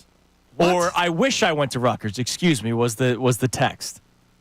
To which Silvana said, I agree. Oh, no. Wait a minute now. So now Tyrone has put all of us Temple people, except for Ray. For some reason, Ray is a saint. Wait a minute. Why is Ray void of this? I don't know. You should have heard. I was listening to the show. He goes, was Ray doing Switzerland He goes, yesterday? except for my buddy Ray. My buddy Ray. But you... Me and every Temple Owl, because of Silvana's actions, have gotten us in trouble with now the Rutgers crew. Look, what I would say to Tyrone, Silvana, as I call her, 99. She got a 99 in my class. She came close to the 100, but she's still striving to get that perfection level. It was a momentary misstep. You have never heard me trash Rutgers. Well, that's what I was saying. I said to Tyrone, I'll tell you this, I got no beef with Rutgers. I don't have any beef with Rutgers. My dad's a Rutgers alum. It is the only state in the country that doesn't accept their state university by name. Ah, interesting. Which is a Jeopardy question. Sounds like a shot right there. No, it isn't. No, it's a Jeopardy question. There's one state in the union, in the entire country, that does not have their state university be. That's actually interesting. I didn't This never is thought great. of that. I get to pot stir on this one. Why? Ain't nobody coming after Washington College. Yeah, you're right. Well, when we do Division III week. Yeah, we'll get into that. Next, July, we'll do it when we're stuck with programming. We'll do. How many other Division III guys we got here? We got a lot of Division I people. Is it just me? I think it can't be. Connor, look, we still love you. It's That just might your be it. division. Okay, I love me too. You're You D3. used to have Egan. He was your brother in arms of You're D3. D3. Yeah. You're D3. But that might be it, man. It is. So I'm sorry. The Sorry to D3. say. The D3 lunch table's a little quiet. Listen. But We found a steal. Here's the in thing the later is, though, rounds by drafting Connor. Here's the thing is, though, you will never hear me say a bad word about Penn State, the school. Their sports fans can be absolutely freaking insufferable. Yes. But the school itself, damn good. I was surprised that now all of a sudden all Temple people are in trouble because of Silvana's actions. I have a little cousin there who's a freshman this year. I got cousins who graduated from there. We don't love them as much as we love other cousins in the family, course. but I mean but they're there. I got to see the positions of power so I can align myself with who's going to win. Well, guess what? Come on. Look, Well, I don't know. I mean, it's like, look, you're pretty safe with Mike Missanelli. Yeah. It's true. I mean, the guy is. But do I stick with the legendary. show where a I highly think you Temple stay show? with- Well, I was about to Do I say, go stay with us? not just the show, like 80% of the media around Do here. I go is with Temple. the state of New Jersey and I back Rutgers, my home state? Yeah, but you don't live there anymore. Yeah, well, I'm Just from that there. might be what your license says. Go drive around. I'll decide It my is. alliance. I do like it though. As far as I do love the little turmoil. It's Of course. fun. It's fun. All right, so I said it before we went to break. Jeff Saturday. So this Super Bowl conversation that started yesterday. I heard Bill talking about it. And then all of a sudden, I find a clip from ESPN. Here's Jeff Saturday being asked if whether or not the Eagles are Super Bowl contenders. If I said the Eagles are legit Super Bowl contenders, believe it or not? Believe it. Believe it. Yeah, and listen, this is one of the best offensive lines, and they've been hurt in the league. Saquon Barkley is having a great... This team is one drop away from being a one-loss team. I don't love their defense, but they've gotten better. And here's a great part. Sirianni had led this team to their best game after all the mockery that my man Fox has placed on my man. And they just keep winning. I mean, how do you hate it? Jaylen Hurts hasn't been spectacular, but he's good enough to win. I like where they are. I will say this. I find it funny. I don't necessarily love their defense. Jaylen Hurts hasn't been great. Nick Sirianni was made a mockery of, but yeah, I believe they're Super Bowl contenders. It honestly, it sounded like a bad. God. It sounded like a really bad political ad. Like it was like that. That was no Jeff Saturday. That was terrible. Yeah, he didn't really say many glowing things about the Eagles, but he says believe it. And look, the conversation's there. I'm just not ready to have it yet, considering the fact that just 2 weeks ago we thought this team was in turmoil. Literally 2 weeks ago. I can't all of a sudden change 2 weeks later from Nick Sirianni's running this team into the ground to now all of a sudden they're Super Bowl contenders. I think it's a little bit too quick of a flip there. But Bill's already made the switch. Jeff used to coach Hebron Christian Academy. Okay. As a football coach, and I think that's the only football team he ever was a head coach up till he became the head coach of the Colts. Of the Colts, I remember that, man. And I would just tell you, didn't they win that first game? I think they won his first game, and then that was kind of it. Yeah, he was. He didn't have a good run at Hebron Christian Academy, but maybe he has. Look, I'll take any vote of affirmation that we can get right now. Any good thing we can get right now. All right. So Vic Fangio spoke to the media yesterday, and he was asked about his feelings toward Trevor Lawrence. Take a listen, and we'll react to what Vic has to say about the upcoming quarterback the Eagles will face. Yeah, he's highly talented. He's got a big arm, really good scrambler. He's fast when he pulls it down and runs. Can make every throw. I think he does a good job running their offense. You can feel that, it's his third year there now with that coaching staff, so there's familiarity. They do some audibling. He's got a good command of that. I just think he's a really good player, both from a talent standpoint and quarterback intangibles. All right, so I'm not asking the question, do you think Trevor Lawrence stinks? 610-632-0975. This version of Trevor Lawrence, what we have seen and what we've seen so far this year, does he strike fear for you on Sunday? No. Me neither. Not at all. Me neither. Because I know he's going to turn the ball over a couple times. Do you remember last time he was here? Yeah. I think he fumbled. 17-0. I think he was up 17-0. Yeah, it was raining. And I believe he fumbled 3 times. Yeah, it was a bad game. If I'm not mistaken. After their early lead, it was a bad game. Well, we're not getting any rain on Sunday. They might have to continue to stink. I remember, that was the breakout game for Travis Etienne. I was like, who the hell is this guy? And he was just all over the Eagles defense for the first half. And then the second half, they were a mess. Back, baby. And Will Shipley. Yeah. Look, he's going to get reunited. But Trevor Lawrence is not striking fear for me right now. So, look, Vic's not going to say, yeah, he's underperformed. No, he's going to say what he believes. And there is those intangibles for Trevor Lawrence. His top 2 receivers are both injured, too, by the way. Yeah. So they are down. They're coming in here like the Eagles slumped into Tampa Bay. And so, to me, this is a game where you should feast like the Bucs feast on us. This should be one of those games.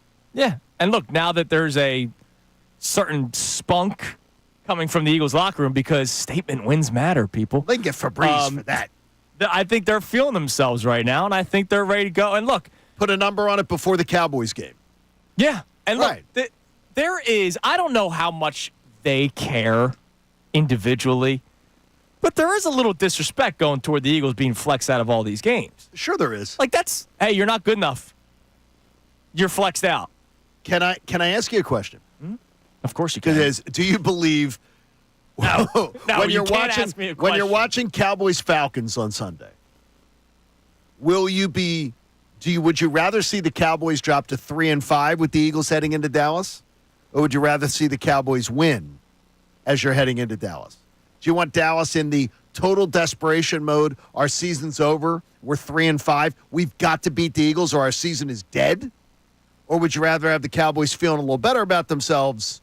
You know what? I think a lot of their losses is because of turmoil and drama with that organization. So keep on piling on the losses. So you say keep being lost? Always lose. Yeah, I don't. You say always lose. I don't just because think it's Dallas. I don't think they're a team that's like our backs are up against the wall. I want to see them beat the Falcons because I'd like to see the Falcons get another loss. That's fair. Since they beat us, have the Falcons get a fourth loss. I think if the Cowboys lose, I think the building will catch on fire. Yeah, the only time I will ever actively root for that team is when they lose, the Eagles' season's over. Oh, okay. Other than that, Gotcha. I'm rooting against Dallas every single time. There you go, Connor. All right, coming up next, the Key 3, Kincade Salciunas Key 3. And we'll hear from you a little bit more as well. It's Kincade Salciunas, 97.5 The Fanatic. Jaylen Hurts. I'm excited and pleased with how we played.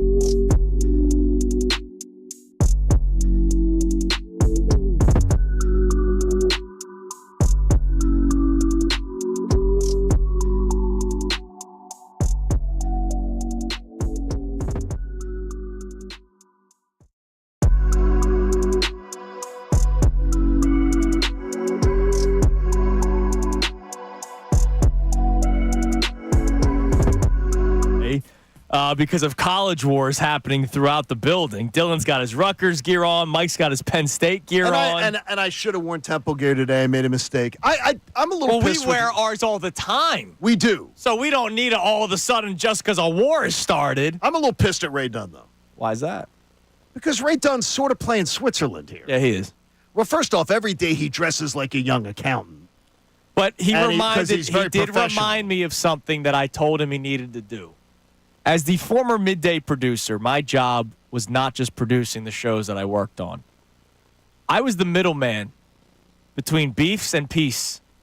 Mornings, afternoons. You're a peacekeeping force. And I did say to Ray, and Ray reminded me, and he's right to remind me. I said to Ray, when we announced the show, back in March, I said, Ray, your job is to keep the peace at the station because the midday producer is a big part of that. So I get why he's doing it. So he is. I just think this all goes back to Mike Missanelli not understanding why people in the area do not align with Penn State that don't go to Penn State like they do to like a Notre Dame or they do to like Villanova basketball.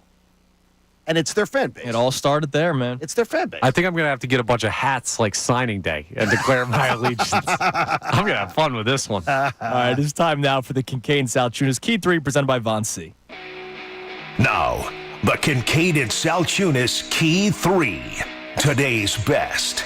Are we back to believing in Jaylen Hurts? It was a strange first month and a half of the season, John. And we did a segment yesterday where we tried doing the impossible. And the impossible was telling people that Jaylen Hurts isn't the greatest quarterback in the league, but also telling people that Jaylen Hurts doesn't suck.